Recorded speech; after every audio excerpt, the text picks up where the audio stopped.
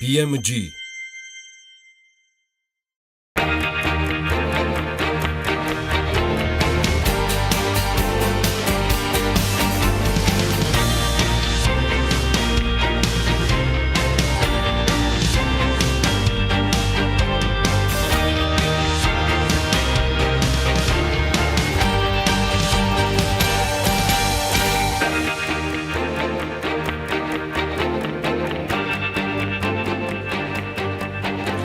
დილა მშვიდობის ყველას, ესეც 23 მაისი, არაჩვეულებრივი დღე.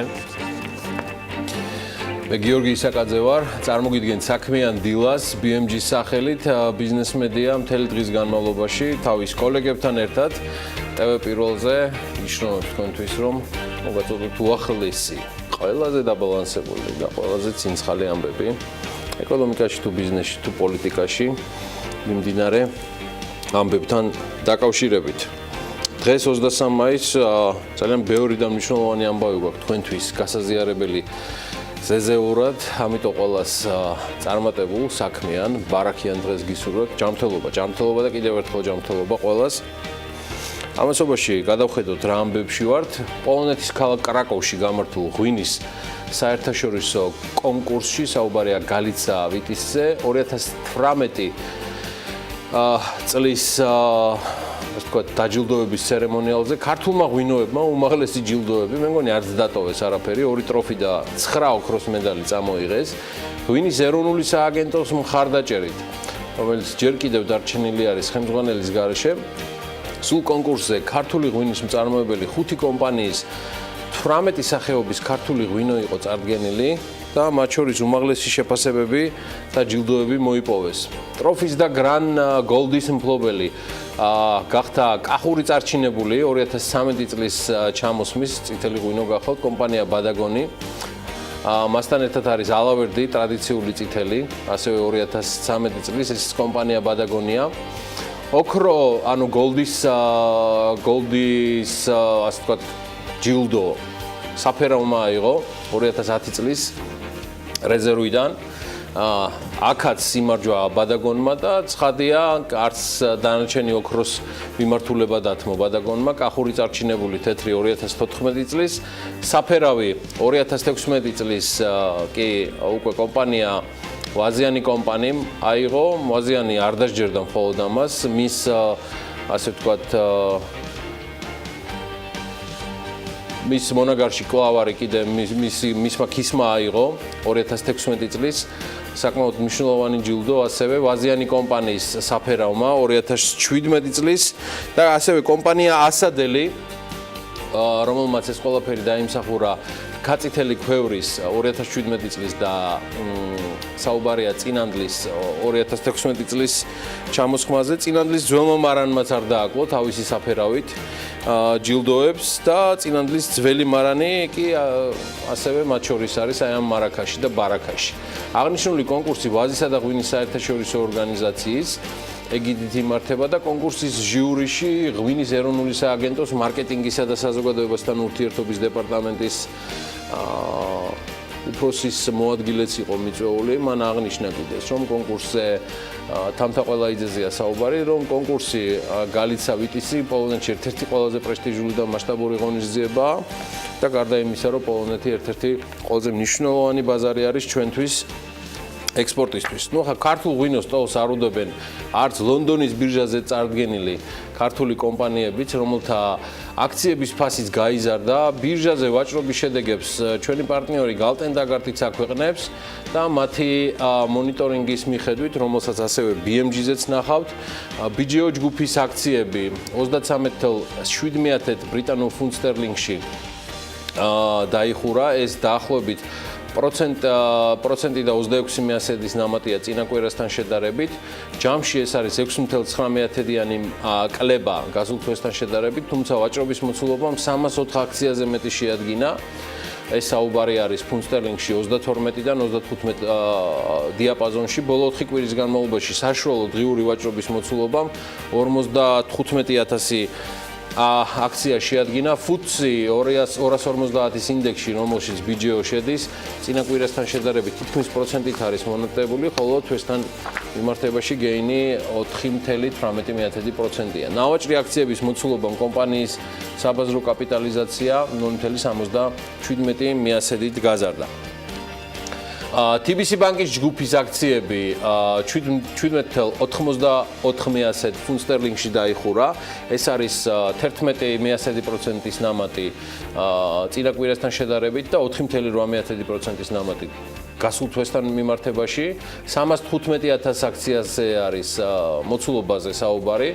დიაპაზონი აქვს 17.2 და 17.9 არის და ბოლო 4 კვირის განმავლობაში საშუალო დღიური ვაჭრობის მოცულობამ აქ 33,000 აქცია შეადგინა. აქვე ვიდრე გავაგრძელებ სხვა დალისტული კომპანიების მიმოხილვას, გეტყვით, რომ TBC ბანკის ერთ-ერთმა ტოპ მენეჯერმა ნიკოლოზ ქურდიანმა TBC ბანკის აქციების ნაწილი გაასხვისა. TBC ბანკის გენერალური დირექტორის მოადგილემ თავისი პორტფელიდან 4,500 აქცია გაყიდა, თითო 17.4 ფუნტ სტერლინგად. ჯამური ღირებულება 78,426 ფუნტ სტერლინგია. რამდენი აქცია რჩება ქურდიანს ამ გარიგების შემდეგ არ დასახელებულა, თუმცა TBC-ის ოფიციალური მონაცემებით 2017 წლის ბოლოს ნიკა განაღდებული და გადავადებული სახით TBC-ის 108,729 აქციას ფლობდა ჩემო ბატონო. ვინაცვლებთ და ვაგრძელებთ ქართული კომპანიების აქციათა მიმოხილვას ლონდონის საფონდო ბირჟაზე, საქართველოს ჯანდაცვის ჯგუფის, Georgian Healthcare ჯგუფის აქციები 2.95 ბრიტანულ ფუნტ სტერლინგში დაიხურა. ეს ნამატი არის თითქმის 11%-ზე მეტი წინა კვირასთან შედარებით და აქ კლება არის 1.72 თვესთან მიმართებაში. 404,000 აქციაზე მეტი არის ვაჭრობის მოცულობა, დიაპაზონი ფუნტ სტერლინგში 2.6-დან თითქმის 3 ფუნტ სტერლინგამდე. ბოლო 4 კვირის განმავლობაში საშუალო დღიური ვაჭრობის მოცულობა 37,000 აქცია იყო და მოცემულ კვირაში ნავაჭრი აქციების მოცულობამ კომპანიის საბაზრო კაპიტალიზაციის 31.1% შეადგინა. თავისი სეხნიასგან განსხვავებით TBC ბანკში საქართველოს ჯანდაცვის ჯგუფის გენერალურმა დირექტორმა ნიკა გამყრელიძემ Georgian Healthcare-ის აქციებში დამატებით 73,000 ფუნტი დააბანდა. და მოდი რახან ერთგვარად ბიზნეს მარიაჟის პროლოგი გვაქვს. ევროობლიგაციებითაც მოვიწონოთ თავი. საქართველოს ბანკის ჯგუფის ევროობლიგაცია დაიხურა 5.8%-იანი შემოსავლიანობით. აქ ფასი გასულ კვირასთან შედარებით მცირედით 0.1%-ით არის გაზრდილი. საქართველოს ბანკის ლარში დენომინირებული ევროობლიგაციის ვაჭრობა დაიხურა ფასით ასევე 100.5. აქ შემოსავლიანობა ფიქსირდება 10%-ზე მეტი, 10.7%. საქართველოს კაპიტალის ევროობლიგაციები კი დაიხურა 94.9%, წინა კვირასთან შედარებით 7.2%-იანი შემოსავლიანობით. აქვე გეტყვით, რომ საქართველოში უმსხვილესი საბანკო საინვესტიციო ჯგუფის გაყოფის დასრულებამდე არასრული ერთი კვირა რჩება. ჯგუფში აცხადებენ, რომ ეფექტიანი სქემა უკვე სრულად აქტიურია და შესაბამისად ვალიდურიც და ყველანაირი წინარე პროცედურები გავლილია. გაყოფის დასრულება ძალაში 2018 წლის 29 მაისს დილით შევა, მანამდე კი 21 მაისს დილიდან ლონდონის საფონდო ბირჟაზე უკვე BGO-ს სახელი შეეცვალა და Bank of Georgia's გრუპის სახელი დაგრძელებს საქმიანობას, თუმცა მისი ტიკერი კვლავ BGO იქნება. საქართველოს კაპიტალის აქციები CGO ეს ტიკერით იქნება და 29 მაისს დილით ჩაეშვება პრემიუმ ლისტინგში და კომპანია ორ ნაწილად იყოფა და დაშლილი BGO ლონდონის საფონდო ბირჟაზე უკვე 3 კომპანიად იქნება წარმოდგენილი: საქართველოს ბანკის ჯგუფი, საქართველოს კაპიტალი, რომელშიც საინვესტიციო აქტივებია თავმოყრილი და საქართველოს ჯანდაცვის ჯგუფი. ამასთან საქართველოს კაპიტალი დროებით 19.9% შეინარჩუნებს საქართველოს ბანკის ჯგუფში და ეს წილი, როგორც ჯგუფის მესვეურები ოფიციალურ რელიზში აცხადებენ, ეტაპობრივად შემცირდება. უყურადღებოდ არ დავტოვოთ საქართველოს ნავთობისა და გაზის კორპორაციის ევროობლიგაციები, რომლის ვაჭრობაც ასევე დაიხურა 10.6%-ით. ეს აქაც აქ 6.1% არის შემოსავლიანობა. საქართველოს რკინიგზის ევროობლიგაცია ივაჭრებოდა 106-ით და ეს არის კლება 0.3% წინა კვირასთან შედარებით, აქ შემოსავლიანობა 6.1%-ია. საქართველოს სუვერენული ევროობლიგაცია დაიხურა ფასით 106.3% და წინა კვირასთან შედარებით აქაც კლება არის 0.3%-იანი, თუმცა შემოსავლიანობა 4.9%-ია. აქვე მნიშვნელოვანი განცხადება, თუმცა უпростоრად მე კი ვიტყოდი, რომ ეს არის ერთგვარად უფრო გაფრთხილება ეროვნული ბანკის მხრიდან. მან ეს განცხადება 2 დღის წინ გვიან საღამოსკენ გაავრცელა. საქართველოს ეროვნული ბანკი ქალბატონებო და ბატონებო, ჩემო საქმიანობო, კიდევ ერთხელ შეგახსენეთ, რომ 2018 წლის 11 აპრილიდან სავაჭრო პლატფორმის საშუალებით უცხოური ვალუტით, ეგრეთ წოდებული ფორექსიდან ვალუტის კურსზე დამოკიდებული ფინანსური ინსტრუმენტებით ვაჭრობის ორგანიზება, როგორც იცით, უკვე დაექვემდებარა ეროვნული ბანკის მიერ რეგულირებას და მისი წარმოების უფლებამოსილება გააჩნია მხოლოდ ეროვნული ბანკის მიერ ლიცენზირებულ საბროკერო კომპანიებს. და აქ ამ მოწოდებაში, აგნება გაფრთხილება განცხადებაში აღნიშნულია, რომ საშუალო საქმიანობისთვის ისარგებლოთ მხოლოდ ლიცენზირებული საბროკერო კომპანიის სერვისებით, ხოლო ლიცენზიის გარეშე ზემოაღნიშნული სერვისების განხორციელების აღმოჩენის შემთხვევაში დაუყოვნებლივ უნდა მიმართოთ ეროვნულ ბანკს. ბანკი სები კომპანიების ჩამონათვალსაც აქვეყნებს, რომლებიც 2018 წლის 21 მაისისთვის უფლებამოსილნი არიან განახორციელონ საბროკერო საქმიანობა და ესენი არიან TBC კაპიტალი, გალტენ ტაგარტი, ქართულ ბროკერი, კავკასუს კაპიტალ ჯგუფი, AB Asset Management, Heritage Securities, LA Invest და კომპანია Fidel Wealth Management. მათთან ერთად არის ასევე შპს Trade Holding. გუშინ კიდევ ერთი განცხადება წამოაწია ეროვნულმა ბანკმა, ინფორმაცია ეროვნული ბანკის ვიცე-პრეზიდენტის განკარგულებით რეგისტრირებული კოოპერატივი პირველი საკრედიტო კავშირი. მას საქმიანობის ლიცენზია გააუქმდა და ლიკვიდაციის რეჟიმში გადავიდა. ამ გადაწყვეტილების საფუძველი კავშირის ხელმძღვანელობის მიერ ეროვნული ბანკის საზედამხედველო ღონისძიებების ფარგლებში დაწესებული მოთხოვნების შეუსრულებლობა იყო. კერძოდ მიუხედავად ეროვნული ბანკის არაერთი მითითებისა, პირველი საკრედიტო კავშირის ხელმძღვანელობამ არ განახორციელა ფინანსური მდგომარეობის გაჯანსაღების ქმედებები, ასევე ადგილზე შემოწმებისას გამოვლინდა კავშირის ხელმძღვანელობის მხრიდან როგორც საკანონმდებლო, ისე საქართველოს ეროვნული ბანკის საზედამხედველო მოთხოვნების შეუსრულებლობის არასწორი დამახინჯებული ინფორმაციის წარმოდგენისა და კავშირის არაჯანსაღი პრაქტიკით მართვის ფაქტები. საერთაშორისო ბაზრებზეც გადავინაცვლოთ ნელ-ნელა. შეერთებული შტატები, ეს არის ორგანიზაცია სანავთობო სტატისტიკის ერთობლივი ინიციატივის მონაცემები, მიმდინარე წლის მარტისთვის შედეგების მიხედვით პირველად გახდა ლიდერი მსოფლიოში ნავთობის მოპოვების ოდენობის მიხედვით. დიახ. შეერთებული შტატების შემდეგ მოპოვების მიხედვით მეორე ადგილს რუსეთის ფედერაცია იკავებს.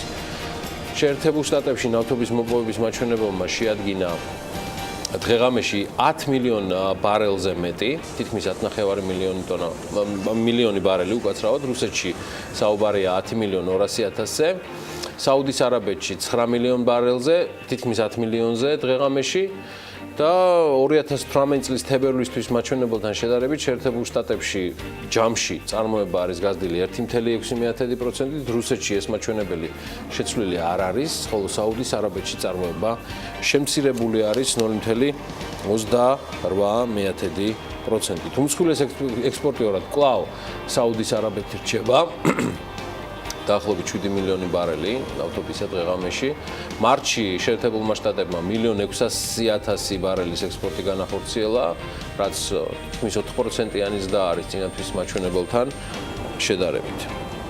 ძალიან ბევრ ეს მნიშვნელოვან საკითხზე სულ მალე რამდენიმე წუთში, ალბათ დაახლოებით 1 საათში იქნება უკვე ჩვენთან ერთად ეთერში ჩვენი თანაწამყვანი ბუკა პეტრიაშვილი, იგი შემოგვიერთდება ეთერში და კიდევ ბევრ საინტერესო ამბებს გვამცნობს და გაგვიხსნის მსოფლიო როგორც ასეთი, როგორ გამოიყურება მიმდინარე კვირაში. 23 მაისს დილას საქმიანად იწყებენ ზურაბ უჩუმბეგაშვილი, ჰაის ვოსკამპი, ალექსი პეტრიაშვილი, ნინია მაჭარაშვილი სტუმრები გვანცა ჯობავა და ნათია ზაქრაძე იქნებიან. ნინო ზამბახიძე ანა ფაშალიშვილს მასპინძლობს. დილა საქმიანია TV პირველზე.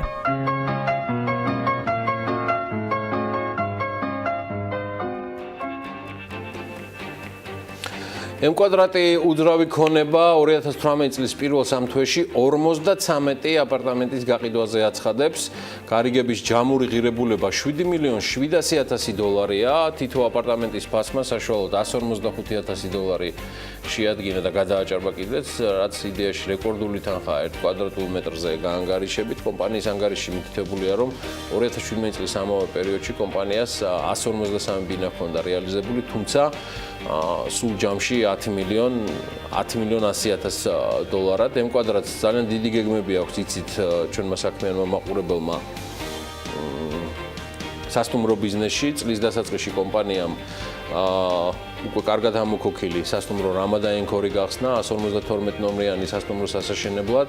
საქართველოს კაპიტალის შვილობილმა $14 მილიონი ინვესტიცია ჩადო. მარტში არასრული თვის დატვირთვა 29% შეადგინა და აღსანიშნავია, რომ M კვადრატი ასევე მარტში მათ შეიძინეს თელავში მიწის ნაკვეთი, სადაც 130 ნომრიანი სასტუმროს აშენება იგეგმება და BMG-ს მაყურებელმა ასევე იცის ნახევრად აშენებული გუდაურში სასტუმროს ამავე სახელწოდების სასტუმრო გუდაურის შენაძენი M კვადრატის მიერ, რომელიც წლის ბოლოსთვის უკვე უნდა გაიხსნას. იანვარ-მარტში კომპანია აცხადებს, რომ მისი მოგება $500,000 იყო. მოკლედ ძალიან რო არ გამიგძელდეს, მე მგონი გუშინდელივით უკვე დრო არის, რომ ჩვენს პროლოგს, საქმიანი დილის პროლოგს ანა ლაპიაშვილი შემოუერთდეს და ისიც შემეხიტოს და მისგანაც მოვისმინოს სიახლეები ბიზნესში და ეკონომიკაზე. ანა, დილა მშვიდობის. დილა მშვიდობის, გერგი, ისე ამოწურა ფაქტობრივად ყველა კომპანიის შესახებ, მთელი მათი ბონდებისა და განთავსებების შესახებ. ამ დროისათვის ვფიქრობ, ეს საკმარისი იქნება. დილის ამბებს მე ამერიკული სიახლეებით გავაგრძელებ. აღმოჩნდა, რომ ამერიკელი მხატვრის ენდი უორჰოლის მიერ 1969 წელს დაარსებული ჟურნალი ინტერვიუ იხურება. CNN-ის ჟურნალისტ ერთ-ერთმა თანამშრომელმა უთხრა, რომ ჟურნალის თანამშრომლებს ორშაბათს შეატყობინეს, რომ გამოცემამ სასამართლოს მიმართა გაკოტრების პროცესების საწარმოებლად და ბიზნესის ლიკვიდაციის თხოვნით. ამასთან დაკავშირებით წყდება როგორც ბეჭდური ვერსიის, ასევე ინტერნეტ ვერსიის გამოსვლაც. ჟურნალში 10-თვიანი მუშაობის შემდეგ, სადაც მუშაობის დაწყება საოცნებოა, დღეს ბოლო დღე დადგა, იმიტომ რომ ჟურნალი იხურება, განაცხადა გამოცემის ინტერნეტ ვერსიის რედაქტორმა ტრეი ტეილორმა. აღსანიშნავია, რომ გამოცემის წინააღმდეგ სარჩელი შეიტანა რამდენიმე თანამშრომელმა, რომლებიც ხელფასის ანაზღაურებას ითხოვენ, მათ შორის იყო სხვათა შორის ჟურნალის მთავარი რედაქტორიც, რომელიც ამ ჟურნალში ბოლო 10 წელია მუშაობს და რომელმაც კომპენსაციის სახით $600,000 მოითხოვა. ისე ცნობისთვის ინტერვიუ 1969 წელს დაარსდა, როგორც გითხარით, და ის სპეციალიზდებოდა ცნობილ ადამიანებზე ინტერვიუებით. მისი დამფუძნებელი ენდი უორჰოლი თავად წერდა ინტერვიუებს მის მიერ შემუშავებული 15 კითხვიანი ანკეტის მიხედვით. მხატვრის გარდაცვალების შემდეგ კი ჟურნალზე უფლება ამერიკელმა ბიზნესმენმა პიტერ ბრანდმა შეიძინა. კიდევ ერთი ამბავი გვაქვს და ამჯერად უკვე სამომავლო გეგმებზე გათვლილი და თანაც უკვე ბეჭდურ მედიას გავცდებით. ბარაკ და მიშელ ობამები Netflix-ის პროდიუსერები გახდებიან. კომპანიამ შეთანხმების შესახებ განცხადება გაავრცელა. ობამები მონაწილეობას როგორც დოკუმენტური, ასევე მხატვრული ფილმების და სერიალების შექმნაში მიიღებენ. სახელმწიფო სამსახურში ყოფნის დროს ერთ-ერთი რამ, რაც ყველაზე მეტად გვეხაროდა, იყო უამრავ არაჩვეულებრივ ადამიანთან შეხვედრა სხვადასხვა სფეროდან. ვეხმარებოდით საკუთარი გამოცდილება უფრო დიდი აუდიტორიისათვის გაეზიარებინათ. სწორედ ამიტომ მე და მიშელი ძალიან მოხარულები ვართ Netflix-თან პარტნიორობით, ამბობს ბარაკ ობამა და გამოთქვამს იმენს, რომ აღმოაჩენენ კრეატიულ ნიჭიერ ადამიანებს, რომლებიც შეძლებენ, რომ ადამიანებს შორის ემპათია გააღრმავონ. მოკლედ, ასეთი სიახლეები აქვთ ობამებს ოჯახში, შეთანხმების ფინანსური დეტალების შესახებ კი ჯერ არაფერს გვეუბნებიან. ინტერნეტ ტელევიზიის ქსელ Netflix მსოფლიოს მასშტაბით დაახლოებით 125 მილიონი გამომწერი ჰყავს. ყველაზე ცნობილ პროექტებს შორის კი ბანკოს სახლი და უცნაური ამბებია. დარწმუნებული ვარ, არც თეთრი სახლიდან უკვე Netflix-ზე გადანაცვლებული ობამები მოაკლებენ მაყურებელს საინტერესოებებს და არც მათ მოაკლდებათ მაყურებელი სავარაუდოდ. Netflix-თან დაკავშირებით შენის ნებართვით კიდევ უნდა გავაგრძელოთ საუბარი, რადგან ეს გიგანტი კომპანია სხვა სიახლეებს და ახალ პროექტებს აანონსებს, ამისთვის კი ბიუჯეტიც საკმარი აქვთ და არც რესურსებს ზოგავენ, აგერ ვთქვათ პრეზიდენტი და პირველი ლედი, ვერა რომ ყოფილი უკვე მათ გუნდშია. თუმცა სანამ ახალს ვიხილავთ, უკვე გამოსულ და მოდი მოთხოვნად პროდუქტებს გადავხედოთ, რომლებმაც მსოფლიოს ყურადღება უკვე მიიპყრეს. ერთ-ერთი წამყვანი ინტერნეტ ტელევიზიის წარმატებული პროექტები მარიამ ადამიამ შეაჯამა. მერე ეშეჯამება ესკვაერმა აღიარა. მაგრამ მარიამ ადამია ეხლა ჩვენთან ერთად არის ზეზეურად. მარიამ დილომშვიდობის. რა უნდა Netflix ჩვენგან და რას თავაზობს თავის ერთგულ მაყურებელს ესკვაერის სახელით რაო, რას უყურეთო და რას არ მოეშვათ? მოგახსენებთ ახლავე. Netflix-ი მიმდინარე წელს კონტენტის მიმართულებით $8 მილიარდი დახარჯავს გეგმავს, ეს კი იმაზე მეტია, ვიდრე ზოგიერთი ქვეყნის წლიური ბიუჯეტი. კომპანია ამ ფულით არც მეტი, არც ნაკლები 700 ფილმისა და სერიალის გადაღებას გეგმავს, თუმცა სანამ ახალ პროდუქტებს შემოგთავაზებენ, გადავხედავთ უკვე გამოსული სერიალების ჩამონათვალი, რომლებზეც დროის დაკარგვა, როგორც ექსპერტები ამბობენ, ნამდვილად ღირს. სიაში მოხდა სერიალი გვირგვინი, რომელიც კარგი რეჟისორული ნამუშევრისგან და მსახიობების წყალობით პირველივე წუთიდან იპყრობს მაყურებლის ყურადღებას და სადაც პირველი 2 სეზონის სრულად ელიზაბეთ მეორეს მმართველობის პერიოდს ეთმობა. თუ როგორ ამყარებდა ურთიერთობებს უინსტონ ჩერჩილთან ან რა სირთულეების გადალახვა უწევდა მას ოჯახში. სერიალში ასევე ვხვდებით მარგარეტ ტეჩერსა და პრინცესა დიანას გმირებსაც.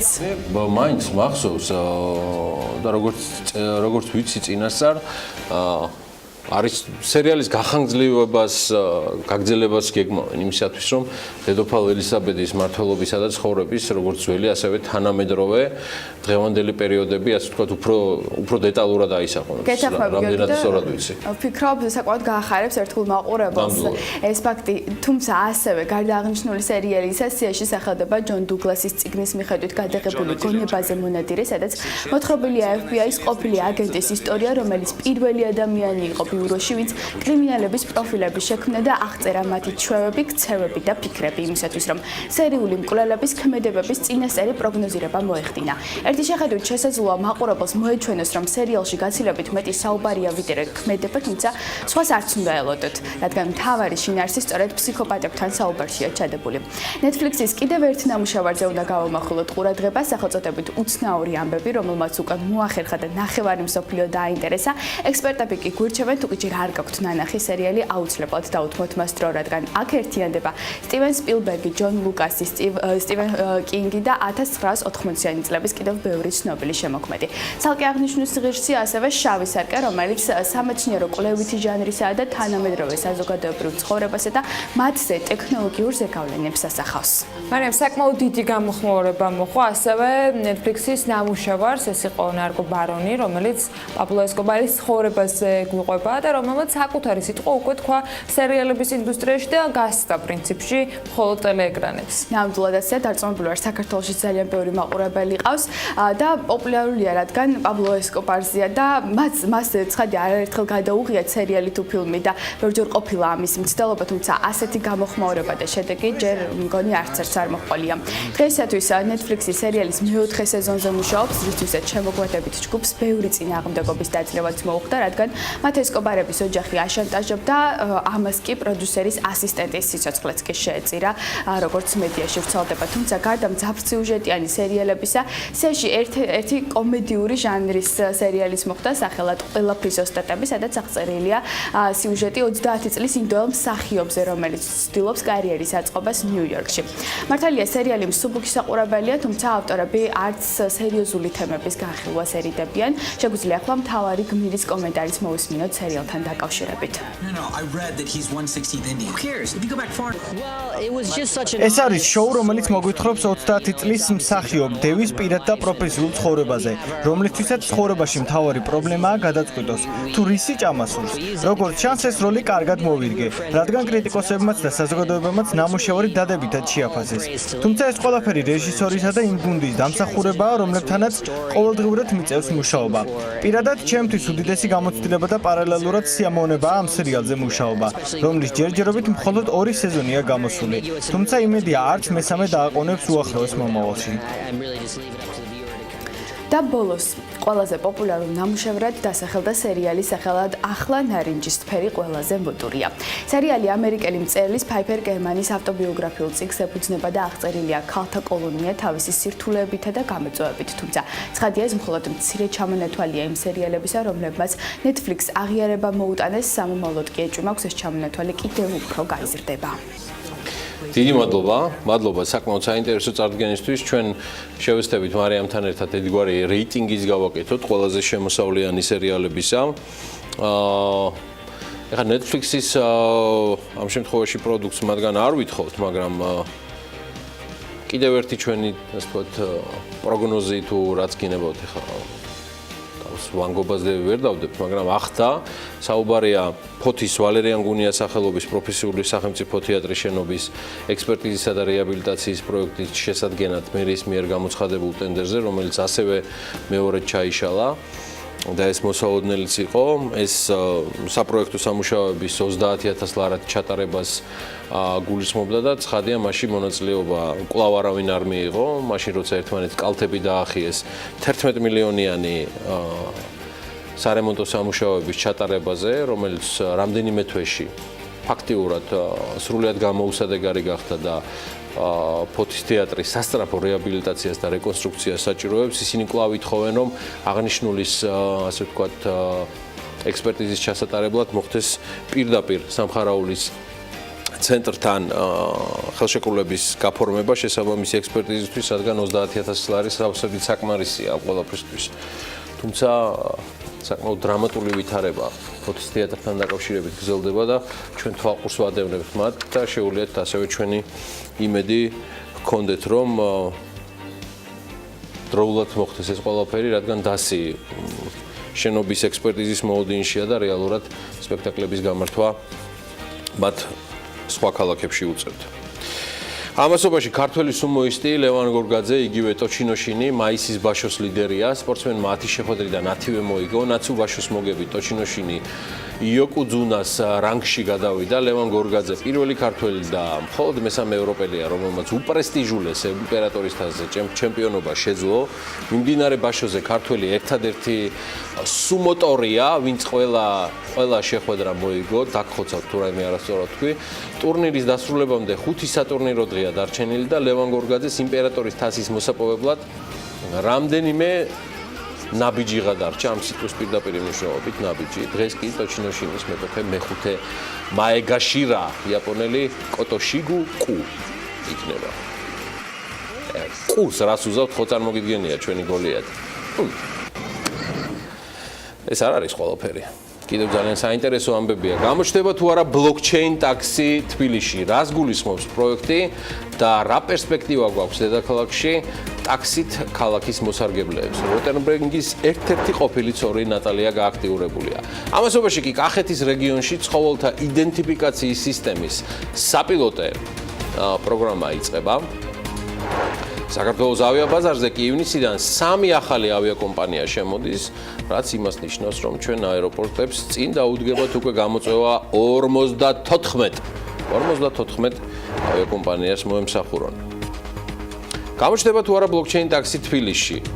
ეს ამბავი ამ შემთხვევაში უკვე მიუხედავად იმისა, რომ კარგად ვიცი რას და როგორ ხდება, გადადის თავიდან ბოლომდე ანა ლაპიაშვილის განკარგულებაში. ანა, იცი თუ არა, ჩემო ძვირფასო, რომ ადამიანი ITSC კომპანიაში, რომელიც Telegram-ის ერთ-ერთმა საინფორმაციო არხმა გაავრცელა ეს ინფორმაცია გუშინ და რა თქმა უნდა, ვინ თუ არა BMG-მ სალომე მეცხვარიშვილმა წვდა და პირდაპირ, ასე ვთქვათ, ქართველი კითხველის საქმიანობის სამსჯავროზე გამოაგდო, მის დამფუძნებელს და მთავარ, ასე ვთქვათ, angel ინვესტორებს შორის მოიაზრება რუსეთის ერთ-ერთი ყველაზე მდიდარი ადამიანის, არკადი როტენბერგის ყოფილი, მაგრამ მაინც მეუღლე ნატალია. ასეც ხდება ხოლმე და ეს არ არის გიორგი ერთადერთი მოკლე ინფორმაცია, რომელიც ამ სიახლეს უკავშირდება. ამასთან მეტი გაქვს რაღაცა. ამასთან დაკავშირებითაც ამომწურავ ინფორმაციას, რა თქმა უნდა, და კიდევ სხვა ბევრ საინტერესო ამბავს რამდენიმე წამში გავუზიარებთ მაყურებლებს.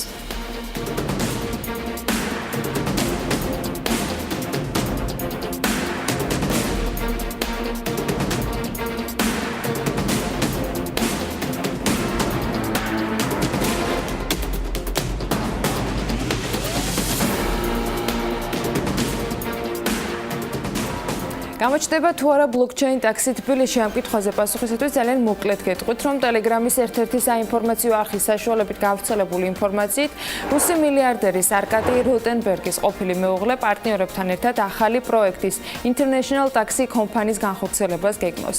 პროექტის და სტარტაპის თავისებურება კი ის არის, რომ ტარიფების შერჩევაში მონაწილეობენ როგორც ტაქსის მძღოლები, ასევე მგზავრები. პროექტის ავტორები გეგმავენ, რომ blockchain taxi-ისთვის ICO-ს საშუალებით $79 მილიონ მეტი მოიზიდონ და მისი განხორციელება პოსტსაბჭოთა ქვეყნების დედაქალაქებში დაიწყონ, მათ შორის თბილისშიც. ასევე IT-ის ინტერესის სფეროა მოსკოვი, ერევანი, ბაქო, ალმა-ატა და მინსკი. პროექტის განხორციელება კი 2019 წლიდან იგეგმება. კომპანია მიკროგრინი საერთაშორისო ინვესტორებთან შესახვედრად ემზადება. კომპანიის დამფუძნებელი მარიტა გენებაშვილი ამბობს, რომ მიმდინარეობს მუშაობა ინოვაციურ პროდუქტზე სახელწოდებით Indoor Garden-ი. მისი თქმით, შეიქმნება მიწის ფორმულა, რომლითაც მცენარის მოყვანა ბევრად უფრო მარტივი იქნება და როგორც თავად ამბობს, პროდუქტ საერთაშორისო ბაზარზე ანალოგი არ ეყოლება.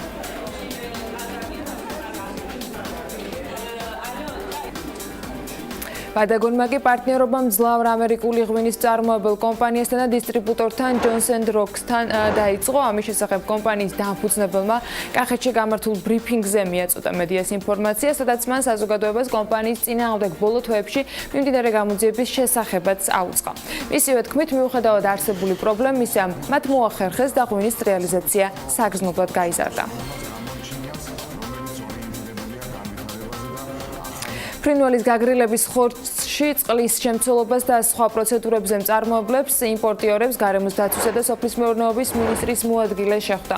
გიორგი ხანიშვილმა საკანონმდებლო რეგულირებაზე აღნიშნა არაერთი სიახლე, რასაც მწარმოებლებთან შემდეგ უკვე სამუშაო შეხვედრაზე გაივლის. კერძო და საჯარო სექტორმა სხვა საკანონმდებლო ინიციატივებიც უნდა მოამზადონ, რამაც მომხმარებლისათვის მაღალხარისხიანი პროდუქტის მიწოდება უნდა უზრუნველყოს. გაეროს სურსათის და სოფლის მეურნეობის ორგანიზაციამ და სურსათის ეროვნულმა სააგენტომ კახეთის რეგიონში ცხოველთა იდენტიფიკაციის სისტემის საპილოტო პროგრამა დაიწყო.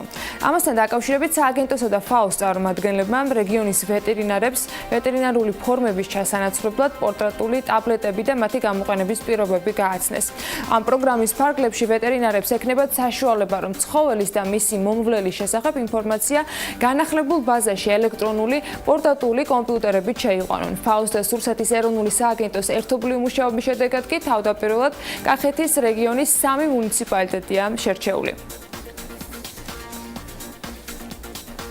ანაგლის ღრმაწლოვანი ნავსადგურის პირველი ფაზის ადრეული სახმელეთო სამუშაოების 80% დასრულებულია. პროექტის მფლობელი კომპანიის ინფორმაციით, სამუშაოების სამოქმედო გეგმის მიხედვით მიმდინარეობს. ტერიტორიაზე დასრულდა 100 ჰექტარზე ნაყოფიერი ფენის თითქმის სრულად მოხსნა. სამშენებლო არეალის 100% კი გათავისუფლებულია ნარჩენებისგან, მათ შორის შენობა ნაგებობებისაგან და სახიფათო ნარჩენებისგან. ამ ეტაპზე პორტის ტერიტორიაზე 2,5 კილომეტრამდე სამელიორაციო არხის მშენებლობა მიმდინარეობს. ასევე წყალსაკაჩის სადგურის სახმელეთო სამშენებლო სამუშაოების ყველა ეტაპის განმავლობაში კი გაგრძელდება დაკვირვება ფლორასა და ფაუნაზე, რათა მშენებლობის პროცესში სათანადო გარემო პირობები შეიქმნას. ონის მუნიციპალური უწერის მინერალური წყლის შესწავლა მოპოვების მიზნით უახლესი 7 წლის განმავლობაში მინიმუმ 5 მილიონი ამერიკული დოლარის ინვესტიცია განხორციელდება და არანაკლებ 50 ადგილიანი ტურისტულ გამაჯანსაღებელი კომპლექსი აშენდება. საინვესტიციო ვალდებულება ითვალისწინებს ლიცენზიას, რომლის მფლობელიც 2018 წლის მაისში ჩატარებული აუქციონის შედეგად გამოვლინდა. სამინისტროში აღნიშნავენ, რომ პროექტის განხორციელება მნიშვნელოვანია რაჭის რეგიონში, როგორც ეკონომიკური საქმიანობის მასშტაბების, ასევე ადგილობრივი ბიუჯეტის შემოსავლების მატების თვალსაზრისით. თამაზ სომხიშვილი Global Sell-ის 10%-იან წილს 700,000 ლარად ყიდულობს. ეს იმას ნიშნავს, რომ კომპანიის საბაზრო ღირებულება ამ დროისათვის 7 მილიონ ლარს უტოლდება. სომხიშვილი Global Sell-ის დამფუძნებელს ინოვაციების და ტექნოლოგიების სააგენტოს ყოფილ ხელმძღვანელს გიორგი ზვიადაძეს წილის უკან გამოსყიდვის შესაძლებლობასაც აძლევს. მხარეების მიერ გაფორმებული ხელშეკრულებით წილის გაფორმებიდან 3 წლის განმავლობაში თუ ზვიადაძე წილის გამოსყიდვას მოინდომებს, მეწილეს გადახდილ თანხას და ასევე დამატებით ამ ღირებულების წლიურ 5%-ს დაუბრუნებს. საქართველოს ავიაბაზარზე კი ივნისიდან 3 ახალი ავიაკომპანია შემოდის. კომპანია Voyager-ის დირექტორმა მიეწოდა BMG-ს ამის შესახებ ინფორმაცია. მარიამ ქრევიშვილი ამბობს, რომ საქართველოში 5 ავიაკომპანიის გენერალური დისტრიბუტორია, მათ შორის წარმოადგენს 3 ახალ ავიაკომპანიას, რომელიც ქართულ ბაზარზე ოპერირებას ახლა დაიწყებს და ესენია სალამი არის, რომელიც ომანის ეროვნული ავიაგადამზიდავია, Jazeera Airways-ი, საუდის არაბეთის ეროვნული ავიაგადამზიდავი და Flynas-ი, რომელიც ქუვეითის ეროვნული ავიაკომპანია გახლავთ. შესყიდვების სააგენტოს დავების საბჭომ კი Colliers International Georgia-ს საჩივარი ნაწილობრივ დააკმაყოფილა და სატენდერო კომისიას საკუთარი გადაწყვეტილების გადახედვა დაავალა. საუბარია ბათუმის სტადიონის მშენებლობის ზედამხედველობის ტენდერზეც, რომელშიც Colliers International Georgia ჯერ გამარჯვებულად დასახელდა, მოგვიანებით კი 3 კომპანიის ადმინისტრაციული საჩივრის საფუძველზე სატენდერო კომისიამ საკუთარი გადაწყვეტილება გაუქმა. აღსანიშნავია ისიც, რომ მანამდე ამავე კომპანიამ 3 კომპანიას შეპესე მშენებელ ტექსტზე დამხედველ ნიკოლოს ბოკუჩავას, იოკო ჯგუფს და ტრიჯიტის საჩივარზე უარი უთხრა, მოტივად კი ის დასახელდა, რომ არც ერთ მათგანს ტენდერში მონაწილეობა არ ჰქონდა მიღებული და შესაბამისად არც მათი კანონიერი ინტერესი ირღვეოდა. ესეთი ბიზნეს სიახლეების პირველი ნაწილი ჰქონდა, წიკი საავტო მიმოხილვა გველდება.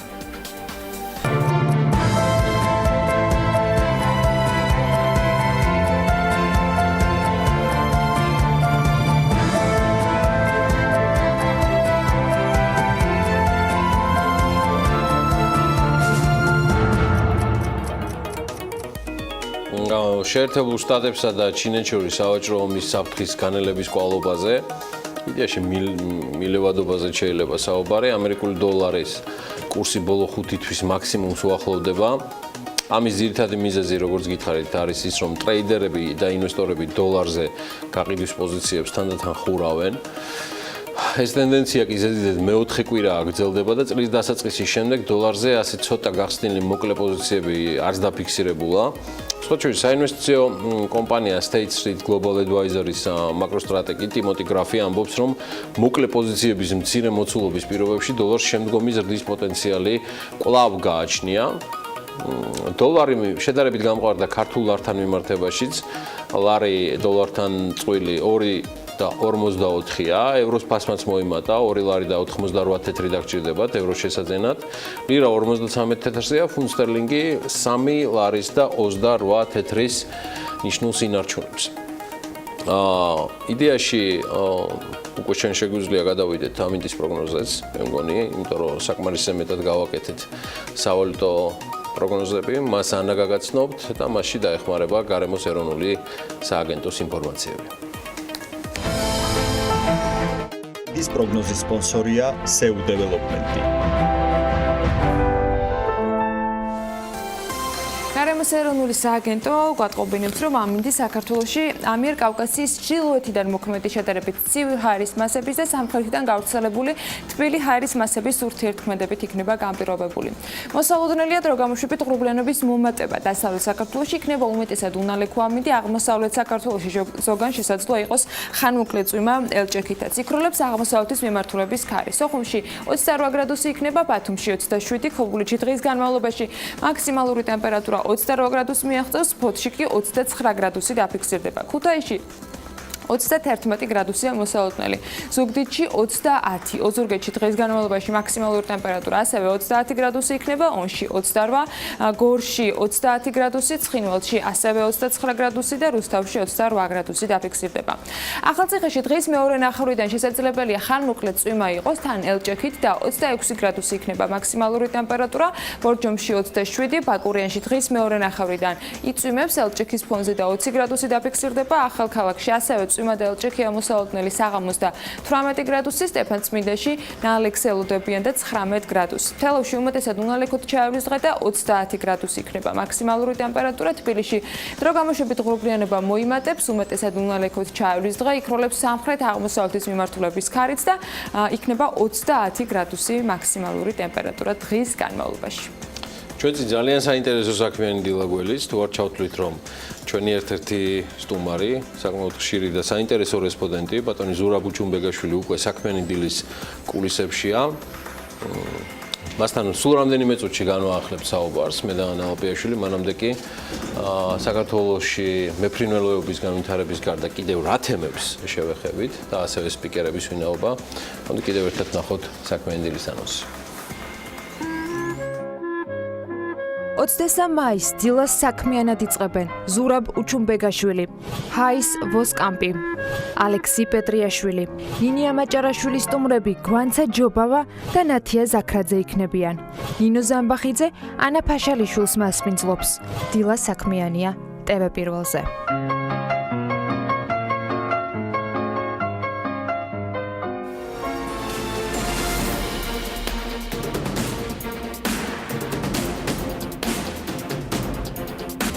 ვაჭრობაში საბოლოო მომხმარებლისათვის მიწოდების მიზნით განთავსებული გაყინული ფრინველის ხორცი შეფუთული უნდა იყოს, შეუფუთავი აღარ, ცვლილება ცხოველური წარმოშობის სურსათის ჰიგიენის სპეციალური წესის შესახებ საქართველოს მთავრობის დადგენილებაში შევიდა. ამ დადგენილებაში ასევე აღნიშნულია, რომ საცალო ვაჭრობაში განთავსებული გაყინული ფრინველის ერთი შეფუთვა უნდა მოიცავდეს ფრინველის ერთ ტანხორცს ან ერთი სახეობის ფრინველს, მაქსიმუმ ერთი ტანხორცის შესაბამის ნაწილებს. შეფუთვაზე განთავსებული უნდა იყოს ეტიკეტი საქართველოს კანონმდებლობის შესაბამისად. რას ცვლის ეს ბაზარზე ქართული მწარმოებლებისათვის თუ ექსპორტიორებისათვის? ამაზე ვისაუბრებთ სტუმართან. ზურაბ უჩუმბეგაშვილს, საქართველოს მეფრინველეობის განვითარების ასოციაციის ხელმძღვანელს მასპინძლობთ საქმიანი დილის სტუდიაში. მოგესალმებით ბატონო. საქმეებზე რა მოგახსენოთ, ყველას გაგვეცინა ამ კანონის საკითხვის გამომდინარე, ცოტა ძნელად წარმოსადგენი არის, რომ ამა ხელი შეუწყოს ან მომხმარებლის ინტერესების განვითარებას, ან თითო რომელიმე მეფრინველეობის ფაბრიკისა. თქვენ როგორ წარმოგიდგენიათ ახლა, რომ ერთი ტან ხორცის ფრინველის დანაწევრების შემთხვევაში განისაზღვროს, რომ ეს კონკრეტული ნაწილი დაუშვათ ფრთა.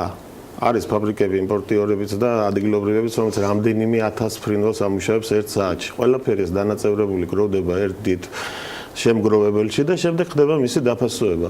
როგორ უნდა განისაზღვროს, რომ ერთი ფრინველის არის თუ მეზობელი სხვადასხვა ფრინველის არის? ან რანაირად უნდა შეიფუთოს ორი ცალი, დაუშვათ ფრთაზე ვისაუბროთ, ორი ცალი ფრთა. სადმე მსოფლიოს რომელიმე ქვეყანაში გინახიათ ორი ფრთა შეფუთული? ეს ხო ელემენტარულად იმ დონეზე გაზდის უბრალოდ ამ პროდუქციის ფასს, რომ ის მიუწვდომელი იქნება მომხმარებლისთვის იმპორტის შემთხვევაში. ასევე ადგილობრივსაც დანიშნულება რა არის მაშინ ამ ყველაფერს? ხო, არ ვიცი, ინდუსტრიასთან ჰქონდა წინასწარ კონსულტაციები ამ თემაზე? ამ საკითხზე არა, სხვათაშორის ამ საკითხზე არ ქონია, ყოველ შემთხვევაში მე არ დავსწრები ვარ და აი მეორე საკითხია წყლის შემცველობასთან დაკავშირებით, იმასთან დაიწყო და არის. ამ საკითხზე არ ყოფილა და იცით როგორ არის? ეს აბსოლუტურად მე ვფიქრობ, თუ შესაძლებელია ამ კანონის მოქმედება აუცილებლად უნდა შეჩერდეს. ელემენტარულად ავიღოთ აი არც თუ ისე დიდი ხნის წინათ განვითარებული მოვლენები, როცა კარფურში დაიწამლა 20-ზე მეტი ადამიანი, დღესაც ვერ ვადგენთ, რომ ის კონკრეტული ქათმის ბრალი იყო თუ იმ დაფის, რომელზეც ამ ქათმის დამუშავება მოხდა. ამის დადგენა ვერ ხერხდება? ვერ ხერხდება, როგორც მე ვიცი, ვერც ამ ეტაპზე. ასეთი შემთხვევების თავიდან ასარიდებლად იქნება სწორედ შეფუთვა. პირიქით, ესეთი შემთხვევები იმატებს და რატო იმატებს? ჩვენ ხო არ გვგზავნებთ იმპორტირებულს შეუფუთავის შემოტანას. ჩვენ კანონში გვიწერია საბოლოო მიწოდება. ამიტომ იმპორტიორს შეუძლია ერთი სერიოზული პარტია დაუშვათ 100 ტონა შემოიტანოს, შეუფუთავის სახით მიაწოდოს მაღაზიებს, მომხმარებელს, მარკეტს და შემდეგ მარკეტმა, საცალო ვაჭრობამ უნდა გადაფუთოს ის. როგორ წარმოგიდგენთ ახლა ამ ხელა რაოდენობის გადაფუთვა თუ ვერ შეძლო კონკრეტულ შემთხვევაში იმ ობიექტმა, რომელიც მოწინავე თითულება და ყველანაირი პირობა აქვს, ქართული სავაჭრო ქსელი შეძლებს ამის ჯერ დეფროსტაციას, შემდეგ რაღაცა შესაფუთ მასალაში შეფუთვას, რომ ეს პროდუქტი არ დაბინძურდეს.